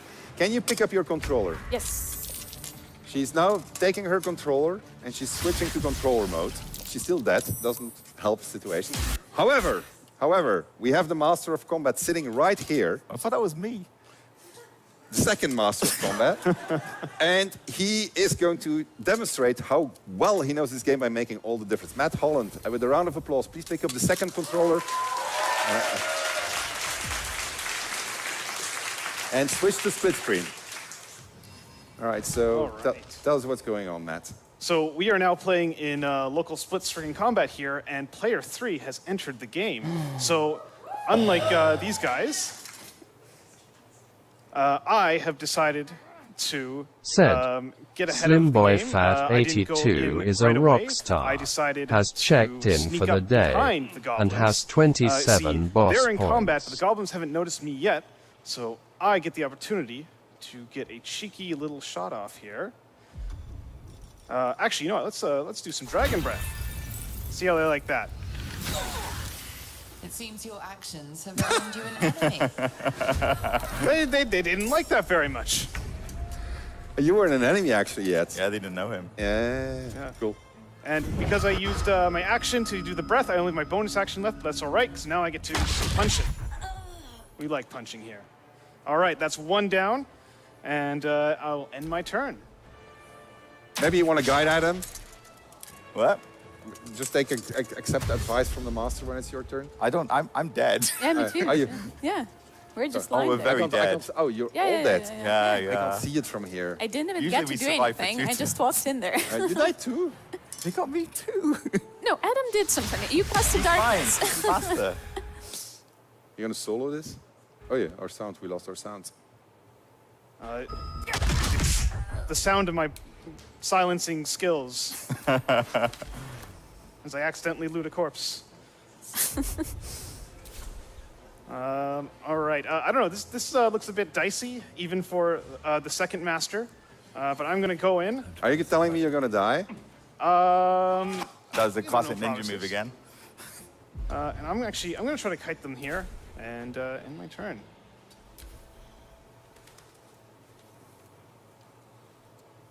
See, that guy's really angry. He just wants to arrest me. Oh. That guy just summoned a warg on top of me. Is that part of the spice that you added, the warg? That is a bit of extra spice we added. And as much as I do like spice in my game, this one might be a bit spicy for just my little monk here. Well, you can still help us, but I can't promise you would do any good. I don't think I can. You're both dead. Yeah. Oh, did we die for real? Oh, okay. Oh no. Whenever you want to say it's that you admit defeat, Matt, it's fine. I clearly have to go and learn from Sensei here. All right. Okay, give it up for Matt Holland and team on combat. I gotta say, I'm actually really happy that this happened to them, because they're always laughing at me. You're going off script. Why are you going off script? Why is it always going wrong? La, la, la. We never do that. All right, I'll get my tactician mode. I added a little bit of spice. All right, we're gonna switch topics. Crystal, if you could come back. We are going to talk about story and cinematics. We're going to talk about... we're going to look at something that I think is, for Larian as a whole, this has been an incredible step up. DOS 2, we made a reasonably good game, which was a lot of fun. But What's what up, it didn't have was Fat? immersive Hope you're having a storytelling great day. in the sense that you couldn't see it. You could only imagine it because it was just text and subtitles. And so as we started on BG3, we want to make it all cinematic. We said we want to make a cinematic game, but we don't want to compromise. We want to keep all of the branching that we had before, but we want to tell it now in a visual story, Are you done with your Dr. cinematic Pepper? way. And so we didn't know You want me to get you another one? No. I'm almost at 24. But we knew a couple of guys Yeah. that were who turned out to be really, Because I had to really do good that to get at their things ready job. for this morning. And so they started an entire cinematic department within our company. I'm talking about Chris Voss and Jason Latino. And they built up an incredible cinematics pipe. which has delivered 176 hours of cinematics, which is insane. It's insane. And there's everybody almost says, 200 it's just hours dialogue, but of cinematics in the game. So when I was talking to you and I said it sounded like 200 hours of gameplay, I had misunderstood what somebody was saying. Barely scratched the surface of what we have to offer in BG3. You're never going to see it all. It's not going to be impossible unless you dedicate the rest of your lives to playing this game, which I would not recommend. But you're going to see a lot of cool stuff. Let's have a look at what they have to say for themselves. Video? 200 hours. Well, this is the first time that Larian's really engaged with cinematic content, especially at this level of fidelity and this quality. So all of this had to be built sort of custom. It was sometimes difficult, sometimes challenging, but ultimately we ended up with something that we're really happy with.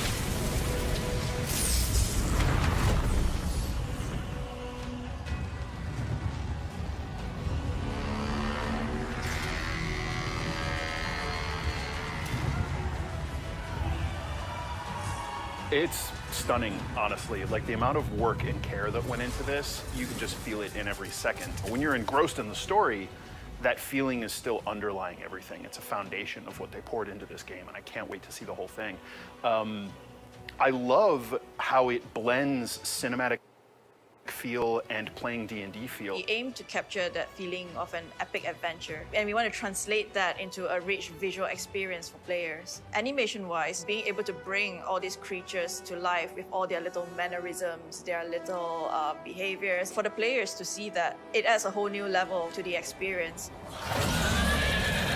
The thing that makes Baldur's Gate enjoyable and like a D&D experience is these really diverse cast of characters that you could have join on your adventure. Fans of D&D who are familiar with the lore and fans of the previous series will be familiar with iconic locations such as Elfson Tavern, the Worm's Crossing, and obviously Baldur's Gate itself. From the start, we wanted to really capture the feeling of being around the table. So the main challenge was usually scope.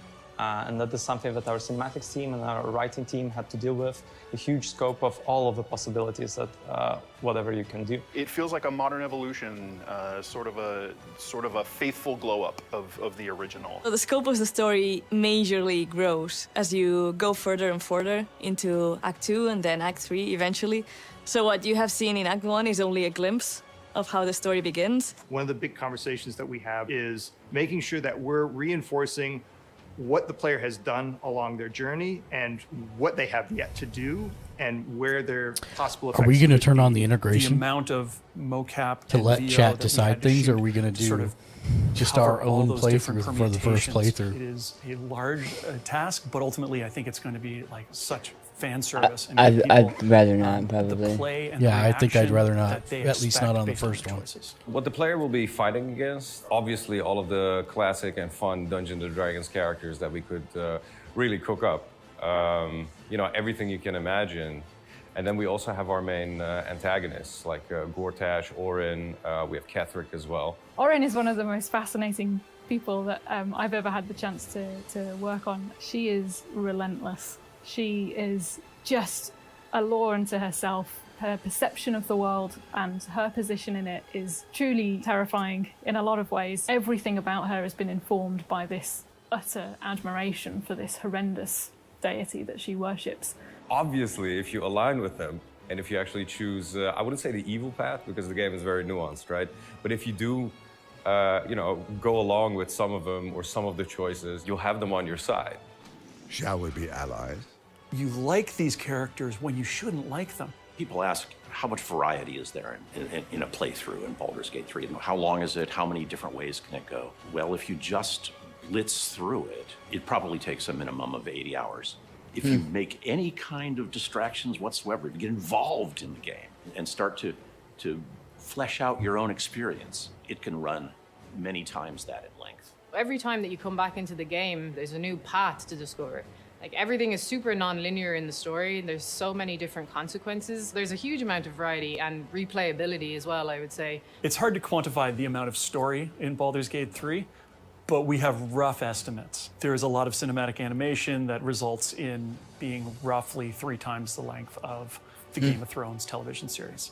Word count, there is approximately 1.9 million words being spoken or written. It took me 2 weeks just to get through Act 1, talking to everybody and having all of these adventures on the side and finding every last person I could talk to and exhausting their dialogue tree and then moving on. They recombine based upon the choices that you make and that the characters react to in ways that make them feel much deeper than superficial. The more we progressed the project and the more cinematics were introduced and the camera kept getting closer, the more and more people feel immersed into their character, into the world. The way we make sure that the immersion of the player would be consistent between gameplay and cinematic is how the lighting encodes the character where he is. If he has bad thought, the lighting can react and become darker.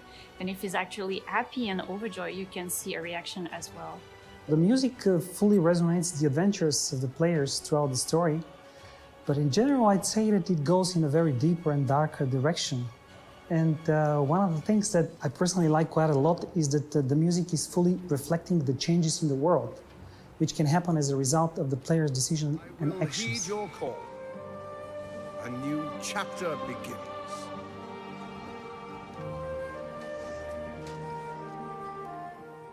We have such a holistic approach to everything. We are just inundating the player with all of this feedback and all of these rich visuals and rich sound and rich music that we just give them this total experience right from the first step into the game. I mean, I think people are just going to be shocked and amazed by the level of quality and the level of realness that we provided them. The ambition just grew and grew bigger, and it was never about where's the limit, but how to push that limit.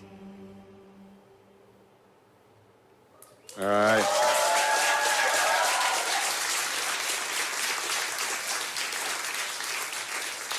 So, it is a thing of beauty. It's absolutely incredible. We have so many talented people in our team that contributed to this. It's obviously not only your cinematics team, it's all the teams that contributed to creating this amazing, amazing experience that you're about to experience for yourselves.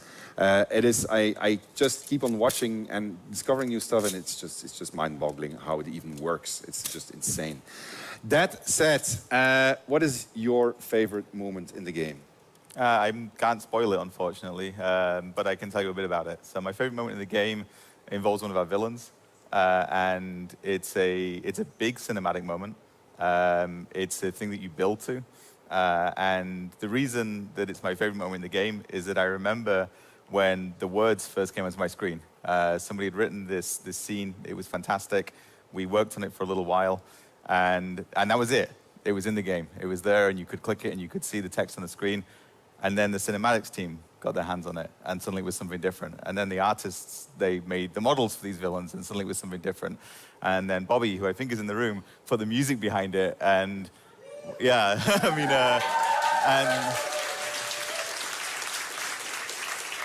and the people performed the voices, and the people performed the motion capture, and the script has made it all work, and the engine behind it, and all of these things come together, and I remember seeing those sentences on the screen.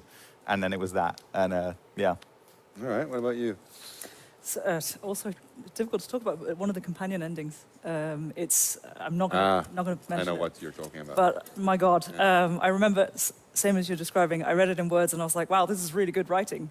And then it got turned into a cinematic, and now I want to cry every time I see it. I know. I remember the cinematic artists because we have this channel on Slack where we post things. And they were saying like, I've been postponing this because I didn't want to work on it because it's so heart-wrenching. And then they showed what they made and it was fantastic. It was really, really good. Yeah, no, true work of passion. Big, broad game. Maybe to close the topic of cinematics, adventure in this enormous world, because we haven't talked actually even about the size of the world, the things you can do, the secrets behind the secrets behind the secrets, how it all works, how you can always apply your systemics to whatever you encounter. When we set 174 hours of cinematics, Game of Thrones, Lord of the Rings, what we're really saying is about choice. Yeah, so we're not expecting you to watch 174 hours of cinematics back to back. I think our longest cinematic, they're not even that long. Our cutscenes are not these epic long things. Some of them are intense and they go on for a while, but you're not going to be sitting there for Kojima time, you know? It's not like that.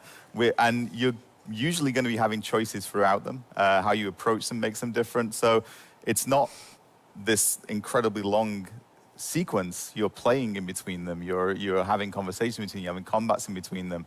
And as Sven said before, no compromise. And this was the thing. It's like, if we're going to make this game cinematic, then that cannot get in the way of the things that we know we're already good at. It had to be, we're also going to be brilliant at this.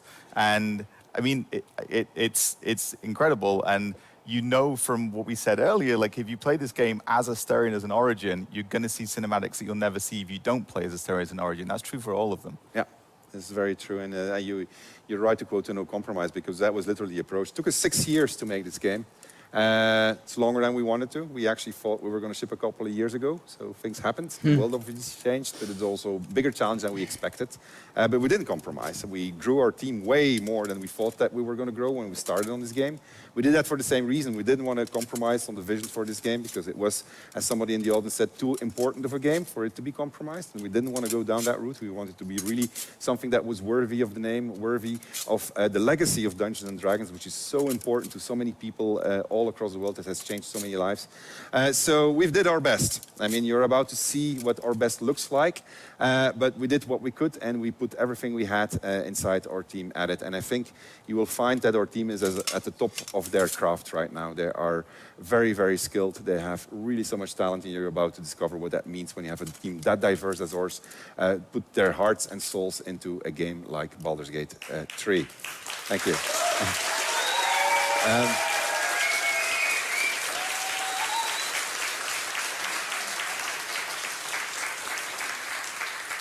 All right, I am coming to the end of the panel from hell, but not quite the end. So we're going to do a couple of things. Adam and I are going to go on a little bananas playthrough. These things never go the way that we want them to go. So we're going to do the full outro here, and then we'll see what's going to happen, because we're going to take some creative risks, as they say. So what we're going to do is we're going to spoil a bit of the game also. So that's another reason not to watch the rest of the show if you don't want to be spoiled. But what we're going to do is we're going to show you a section of Act 2. And we are going to show you from 2 different perspectives. I'm going to be the good guy. He's going to be the bad guy.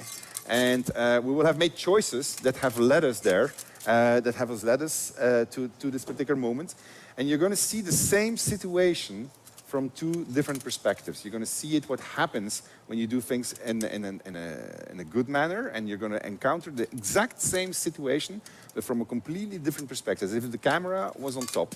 And then Adam, in this particular case, the camera will be at the bottom, and he's going to go and approach that same situation, same characters, in a completely different manner. This is not something that's unique for that particular situation, something you're going to find across the game. It's one of the reasons why we have so much permutations in there. We wanted to show it to you because we actually don't know how to sell our game in terms of the breadth and the depth that it has, so we're trying everything we can in showing you, like, hey, try that. But you're, it'll speak for itself. It will have... do you want to watch that or no? Spoilers. And then after that, we're going to spoil even more, because Nick really wanted to express something about himself that he's been guarding for himself the entire development. It's 400 hours of game, so that spoiler's not. After that, in gameplay. We're going to switch to our PCs right now. I got to go to my outro, but I think I've said everything I had to say, other than there's a few hundred collector's editions left, and that will be the last of them. So I got to show the collector's edition. I think we're showing the collector's edition, or somebody's showing the collector's edition. There it is. There is the last couple of hundreds of collector's editions. They are... it's also the first time we're actually showing the final thing. All right, so they're going to be shipping. They might probably not be in time for the actual release because we moved the release date forward, but they are done. They're ready. And I'm going to need a volunteer. Do you want to be the volunteer unboxing it? All right. Go ahead and just unbox that thing. I'm just going to watch and tell people what you're going to discover. In the meantime, we are going to move on to our PCs and set ourselves up. All right? Oh, it is M-rated. Crystal? I need to pass. Thank you. Based on what we saw, I believe it. Everything Right. always goes perfectly. I as got it this. should. I've been opening boxes my whole life.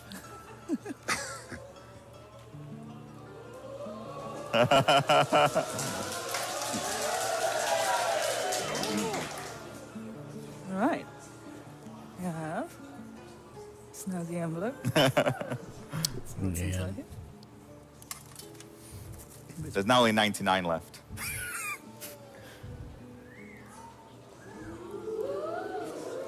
Lovely map.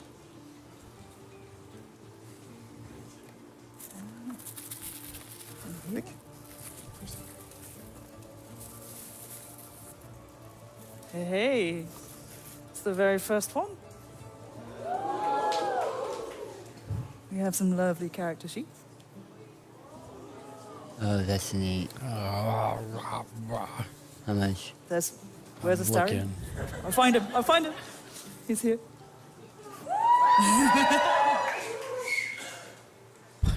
We open up inside. Some lovely stickers.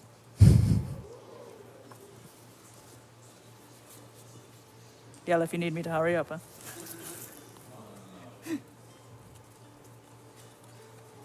Oh, this is wonderful. This is incredible. Oh, that's neat.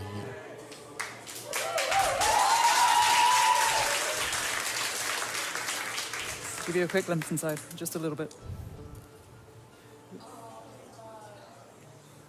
Oh, all the assets.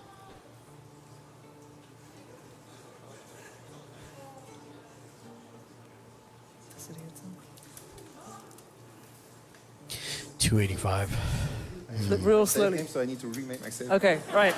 So, starting from page 1. Some more Astarion.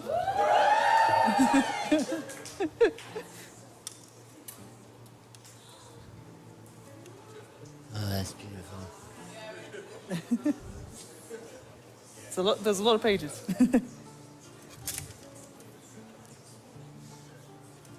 All right, I don't I'm going to leave you to find out the rest. We have some card packs. Oops, sorry. You can only pre-order them still in the European Union. Oh, there's something big in here.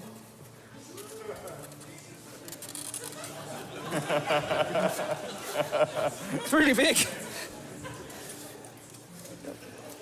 It's a tadpole. Oh. Look, it's ginormous. Oh, that's neat.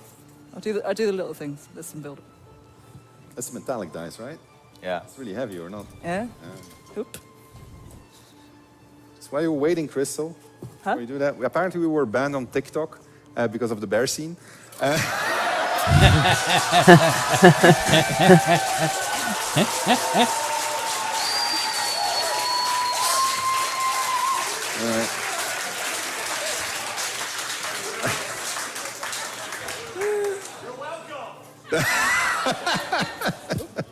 I think I've just broken it. Wait, I'm gonna assemble it. Hey. Right. Ooh, no. There's no cops here, right?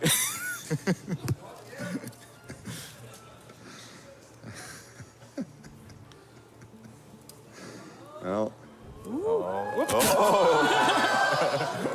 I'm not good at the assemblage. Hang on. I That's think you're cool, gonna... though. It's super cool. There you go.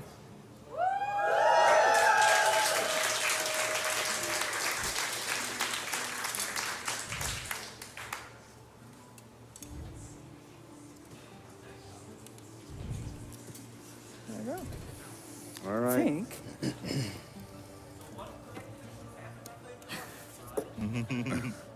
Fortunately, There we go. they're literally almost all sold out. We had a few hundred. We had 1,000 reserved, and so for I'm not going to name, and that for some reason didn't materialize. So suddenly we have 1,000 left. So 600 on I'm gonna leave eBay. this guy. And what a coincidence! Yeah, indeed. But there's only a few hundred left now, so they went really fast. What am I doing? There you go. I'm doing this. I'll leave that guy out. All right. What can go wrong? The dice. Yeah. Stop Adam, showing me something I the can't stream was get. going on. I remade my save game using cheats. I think I did. I didn't need to. I know, you were better at this PC to rehearse the game. With the thank you, audience were fantastic. We're going to go, which is going to be a bit of gameplay. It's really cool. It is very spoilery. You're going to meet one of the bad guys in the game. You're going to see those different perspectives, and then we're going to arguably see a very fucked up person. And then we're going to end.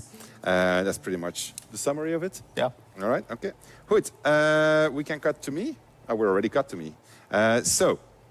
I am Dark Urge, and I have just discovered this little hamlet inside a place called the Shadow-Cursed Lands. What came before? I was sent here. I finished early access, and they said you need to travel to Moonrise Towers, because in Moonrise Towers you're going to find the secret that is responsible for what's happening inside of your head and the powers behind it. So I ventured to Moonrise Towers, and I could take two routes. I could go through the Underdark, which is one adventure that you could do in early access, and then there's more to come after that. Or I could go through a mountain pass. Very few people in the audience have managed actually to get to the mountain pass. Some of them went there very fast, got their asses kicked, as they should, and then they took a different route, and then they got their asses kicked too, as they should. And so they found out that maybe it's worthwhile getting to that next level from time to time. But they were brave, and they almost got into the Shadow-Cursed Lands. Well, actually, no, somebody got into the Shadow-Cursed Lands, right? And then encountered what that means. Shadow-Cursed Lands, which is what we call Act 2, for real, is it's a step up. It is Act 1 was your tutorial. You learned how the systems work. You learned how many things connect with each other. From Act 2 onwards, we start challenging you. We start saying, hey, you are now a character. You're level 5, level 6. You know what you're doing. Let's throw a couple of new challenges at you. And the Shadow Curse is one of them. I'm not going to tell you how to deal with it. I'm not going to be that spoilery. But anyway, we managed to struggle through it. At least I managed to struggle through it, coming through the Underdark, while Adam will have taken the overland route for reasons which he's about to explain. And I encountered this group of people who've managed to protect themselves in a small enclave in the center of the Shadow-Cursed Lands. And so I'm going to go and ask them, who am I? Who the hells are you? I don't have any sound. Do you have sound? Can we have sound? Is there supposed to be sound? Come. Ah, there we go.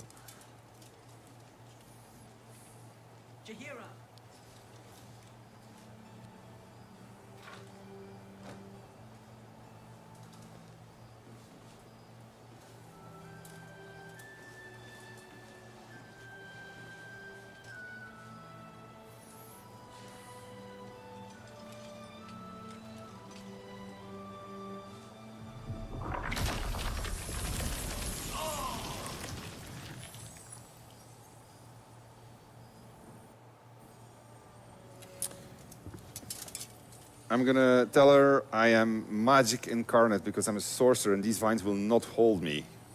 They'll last long enough. Magic incarnate. This is why we're here, you see. It is a curious creature that hides all manner of secrets. But if there's one thing that we know,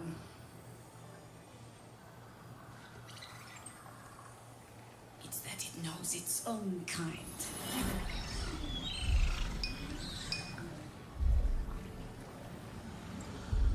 You should never have come here, true soul. I could rage against it, but I'm just gonna say I'm not a true soul. I want to be friends with you, Jaheira. I read about you. You're so cool. Stop! Hold on, Jaheira. I think I know this one. His eyes meet yours. There's no recognition there. Just a sick intensity as his voice reverberates in your mind. If you want to survive this, then trust me. One true soul to another. He's infected. Aye. But he's not with the cultists. Helped me fight them off a while back, in fact. Is this true?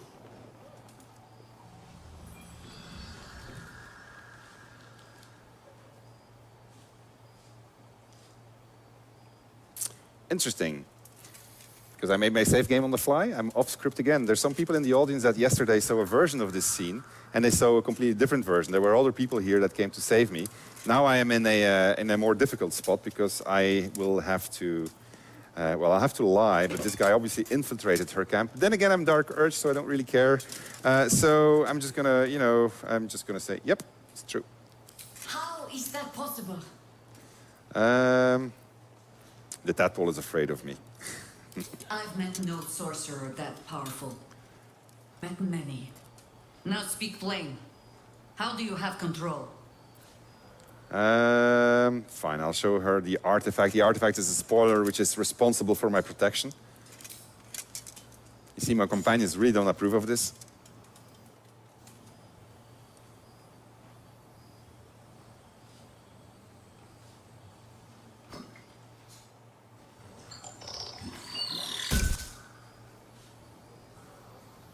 What in the hell is that thing?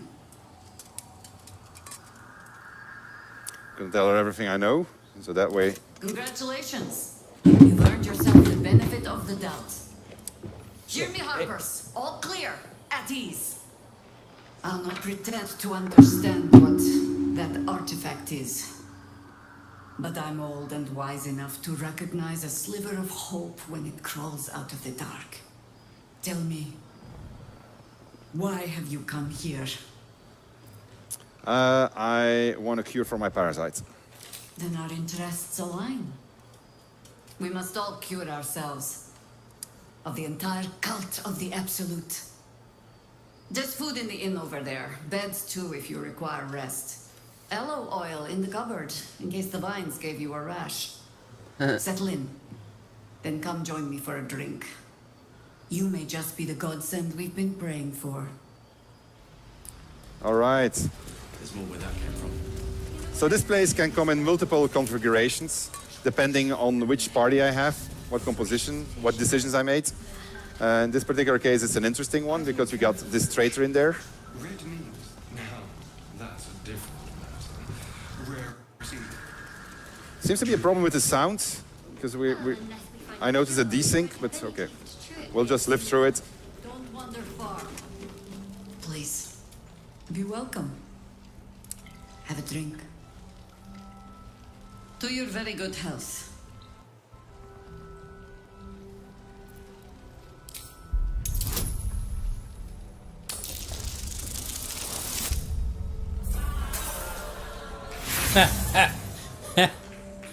You perceive inviting hints of cedarwood and blackberry. Nothing out of Nothing out of the ordinary. I assure you it's quite safe. Bottoms up. You can see that my party is fairly distrustful and they don't approve of anything that's distrust. That's because they're on an evil path right now. Well over a century old, and yet it hasn't lost a hint of flavor. Still not quite so sure but people tend to lose more than just flavor when illithids get their hands on them. I speak from experience. There's an air about you. Something alien. Answer me true and do not lie. The parasite is changing you, isn't it? It's trying to win me over, but I'm resisting its temptations. And you're certain you will continue to resist? We'll see.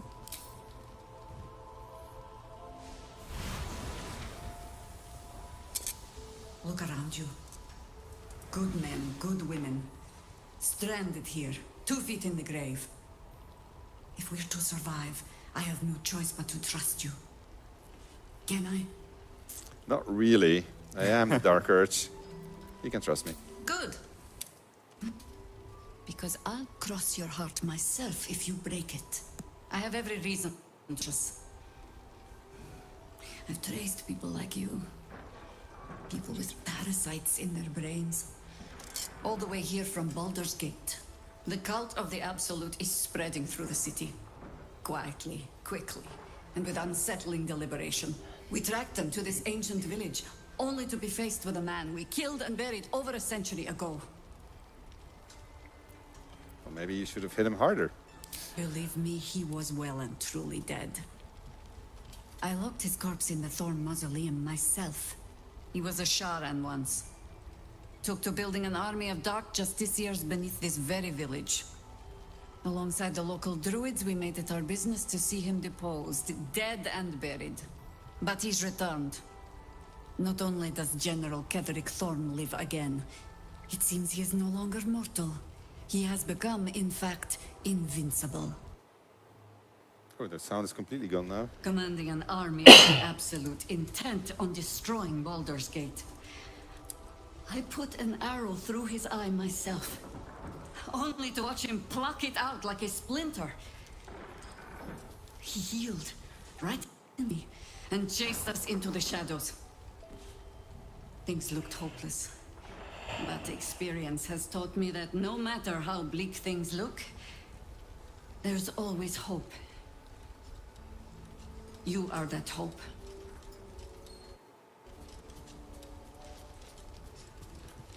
All right. Well.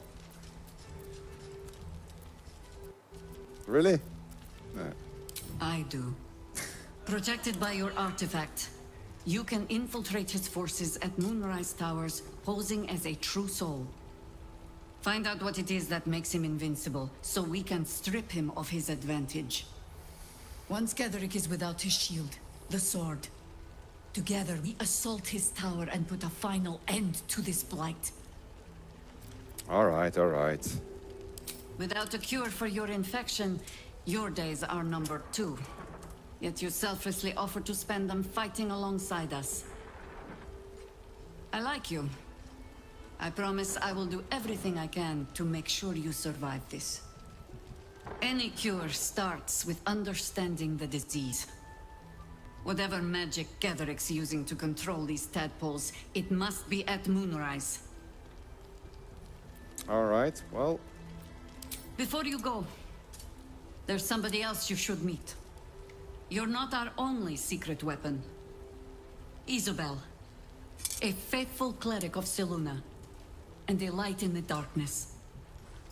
She cast the moon shield at run. It's the only reason we're still alive. She's upstairs in her chambers. Tell her I sent you, and she'll see you through the shadows safely. All right. So, I'm gonna go... I'm not gonna do that. I'm gonna just go away and try to deal with it on my own, because that's how I play. And I'm gonna pick up a quest from these guys, and then we will see what's gonna happen with that. Meanwhile, I think we can already cut to Adam. I'll pick up my quest and I'll go put myself in position, all right? Okay, we switch over. This is no ordinary darkness. It feels powerful and familiar. These lands have been blessed by Lady Shah. You must learn more about her presence here.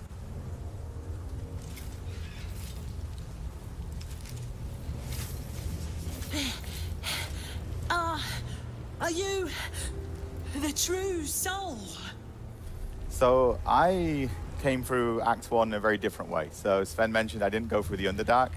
I came by the Mountain Pass, which is where Lysel's gift crashes that she talks about a lot.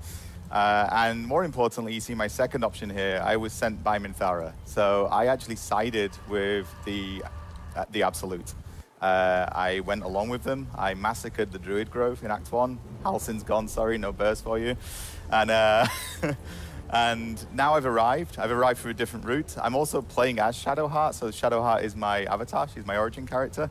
And she feels resonance with this land, and I've got a little greeting here. Oh, bless the Absolute. I couldn't take standing out here much longer. Grab a torch, stay out of the dark, and move fast. The shadows have eyes. Go on. Now, I'm not going to grab a torch because I'm Shadowheart, and I am one with Lady Shah. So I think I can probably navigate this curse without help. You'd also notice I'm alone. Got a lot of trophies of companions in my pockets. Oh, jeez. You see the Shadow Curse lands, it's incredibly bleak. There's color, there's these balloons spotted around the place. I can feel her. And there's chasms everywhere. It's a very, very sinister place. But I've got friends here. And my friends aren't sheltering. They belong here.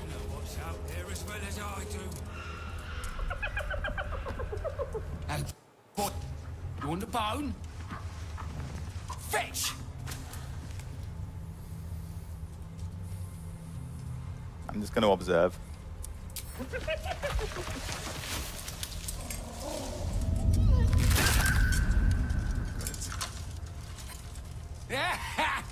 You see that blighter go? Swallowed whole by the shadow curse. Bet it was pure tasty. You're the true soul we're taking to Moonrise, I'm guessing. I am. I was sent here by Minthara. Right you are. Go through and talk to Kansif. He's been waiting. I will, but I didn't like what he did to the hyena, so he can go get the bone. Wait, you're joking, yeah? As you all know by now, I We're don't ready make to go. jokes. You just need to tell Kansif inside. I'm a cleric of Shah. This is Sharon Lands. I'm going to tell him that I'll strike him down with the power of the divine. So you want me to... I mean, I'll just go and...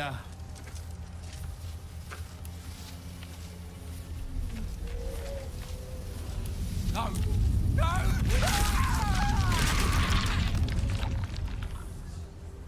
Shadowheart approves. It's kind of messed up. True soul. I like it. An honor. Did you bring the lyre? I did. Minthara gave me a lyre. She told me that playing this would summon a guide through the darkness. Then pluck a tune, and our guide will come scuttling. Now, I'm a cleric, not a bard, but...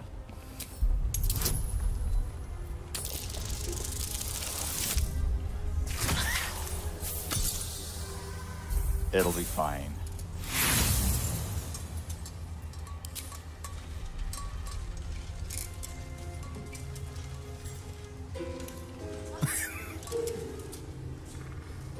Beautiful. She's got something on the back of her hand. Uncanny AI said, support the stream with Uncanny Boost. Sponsor instant replays and hype alerts live on stream. Use this link to support. https://live.uncanny.gg/.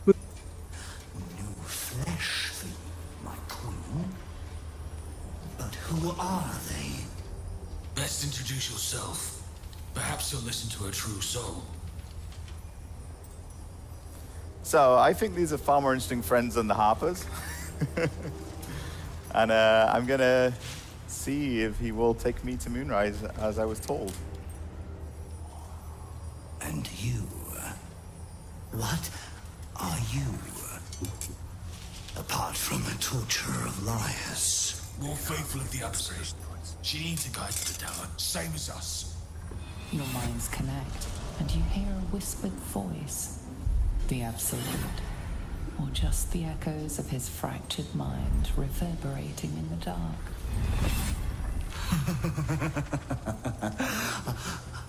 A true soul.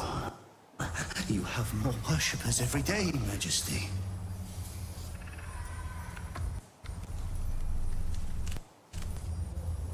This is quite the difference.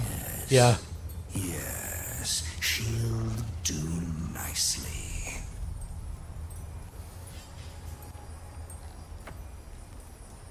So we could ask him some more questions, of course, but I'm just actually going to follow him. I'm going to go along with him. Very well. Gather the flock. Bless us again. It's very different. Majesty, shine your light. Protect us. Come, follow and stay close. Do not leave the light. Do not feed the shadows. You heard him. Move out! So now we're traveling through these Shadow-cursed lands. As I said to you, Shadowheart doesn't need protection here. These guys do. That's why they got the torches. Torches will protect you, unless you go too deep. Shadow-curse gets more dangerous the deeper you go. They should stay in the light. As they want to become shadows. So we're going to stay with him. You can see Looks this awesome. border here. This is from this lantern that he's carrying. And that's what's actually protecting us. I do want to loot this outhouse, but I'm not going to. It's too risky. They must keep up. The shadows are hungry. And this is a pretty vast place, the Shadow Curse lands, but I've got a guide, so we'll get to Moonrise. Never good when you fail a perception roll. Patience. Majesty, you bless us with patience. Wait. Something's wrong, Majesty. Who's there? Show yourself! Harpers, attack! Kill the cultists and get that lantern! Heretics! Villains in the dark! These Harpers are clearly enemies of the Absolute. They could be worthwhile allies. But defend the guide and you may preserve your cover as a true soul. So I'm going to switch back to Sven now while I decide what to do here. When you come back, you'll see what I did.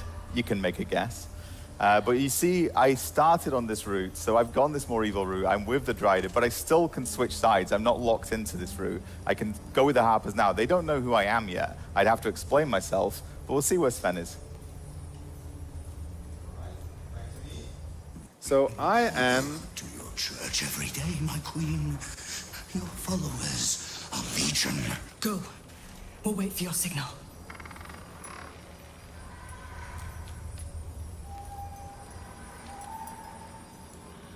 Your faithful stand ready, Majesty. Soon we march. Soon the world will bow to you. Here, we're boss. Something moved up there. Want me to drag it out? All right, so I went with the Harpers. We went on a mission. We want to steal the mechanic that the evil guys are using to traverse the Shadowlands because we can't get closer to the Moonrise Towers. So I'm going to use my Tadpole, trying to convince them that I am a true soul. So clear your throat to make yourself known. Knowing that I have the full power of the Harpers behind me. What's this?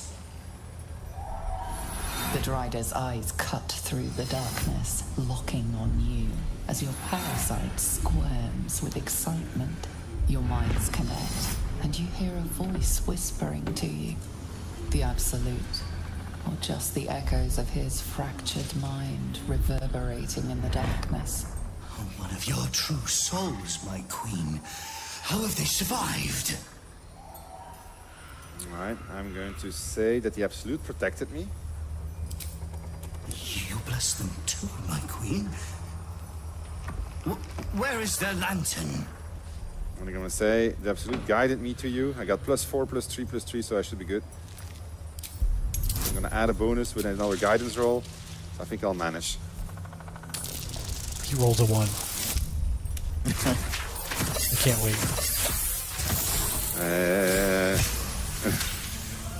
All right. Majesty, is this true? Did I not serve you well?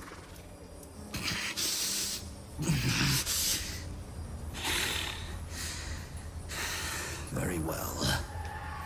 If it is your will, we can have it. Nice. So that could have been a combat. Or all right. It could be a... So I am going to be a little bit more evil than that. I'm going to tell him you may go now. It's all puzzles. We can't go without you. The shadows will tear us to pieces. This is not Her Majesty's will. I think it is. No, there. You carry the blessing of the Absolute. I'm a sorcerer. You'll be safe. I think I should manage. With all of that stuff.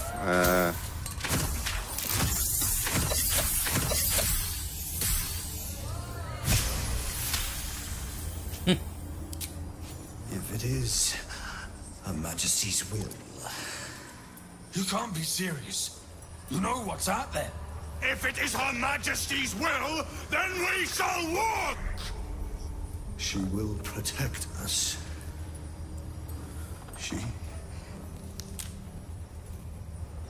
She must.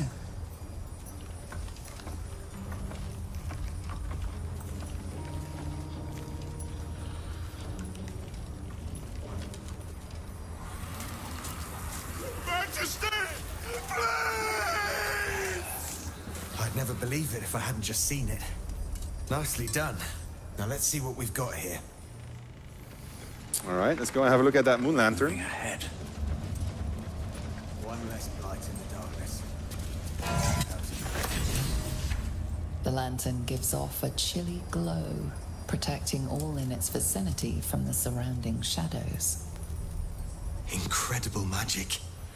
I can feel the light lifting the shadows, even those within me. Oops. We expect no less. You notice a tiny pixie trapped within. These fey creatures are infamous for their trickery, sometimes playful, sometimes malicious. Oh, please! Oh, golly me, oh my! You must release me or I'll die. This lantern only lights the way when I am hurting night and day. All right, what are we gonna do? Release it? Use it? I'll let chat decide. So what is it, releasing it? I hear more releases than I hear ignoring, so we're gonna... It looks like releasing it. Finally! Been trapped in that coffin with no one but a mad rider and my own farts for company. Did me a good turn there, didn't you? What do I owe you? This is a Dark Urge moment. Beautiful thing it would be to end the life in this first moments of freedom. It's like That's really messed up. Oh, jeez Louise. I do, but I'm going to refuse. I'm going to ask for help because I need to show you something. Will I? Yeah, sure, why not? Here, give this bell a shake. Speak the magic words and you'll get what you've earned. Protection from the shadow curse. What more could a dingus want? You're welcome. And off she goes. All right, so Adam, will you? Yeah, you want to see how I'm getting on? Get to see some interesting things. Almost makes the mortal peril worth it.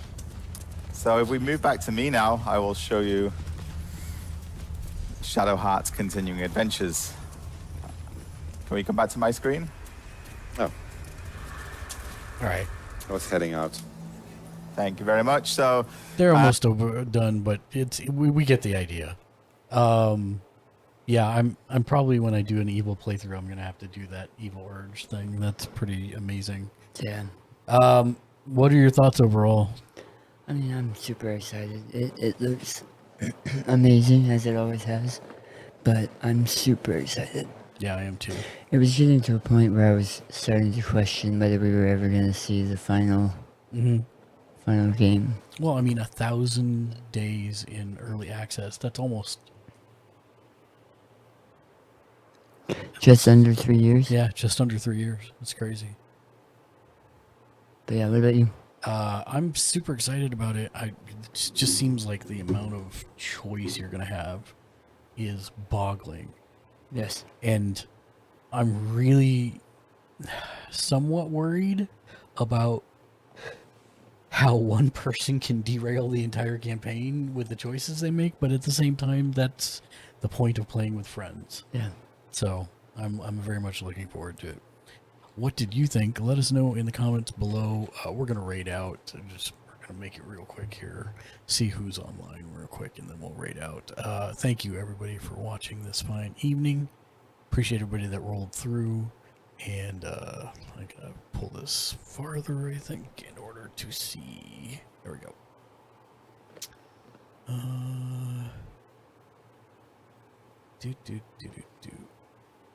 Not many people.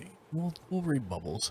She's not family friendly, but neither has most of the stream been family friendly, so it's fine. 420. There we go. So we're gonna raid out over to her. Hope everybody has a great day. We will not be on air tomorrow. We will be back on Sunday at 2 p.m. Pacific for our normal stream. So join us for that then. Until next time, thanks everybody for watching. Be excellent to each other. And of course, game on. Game on.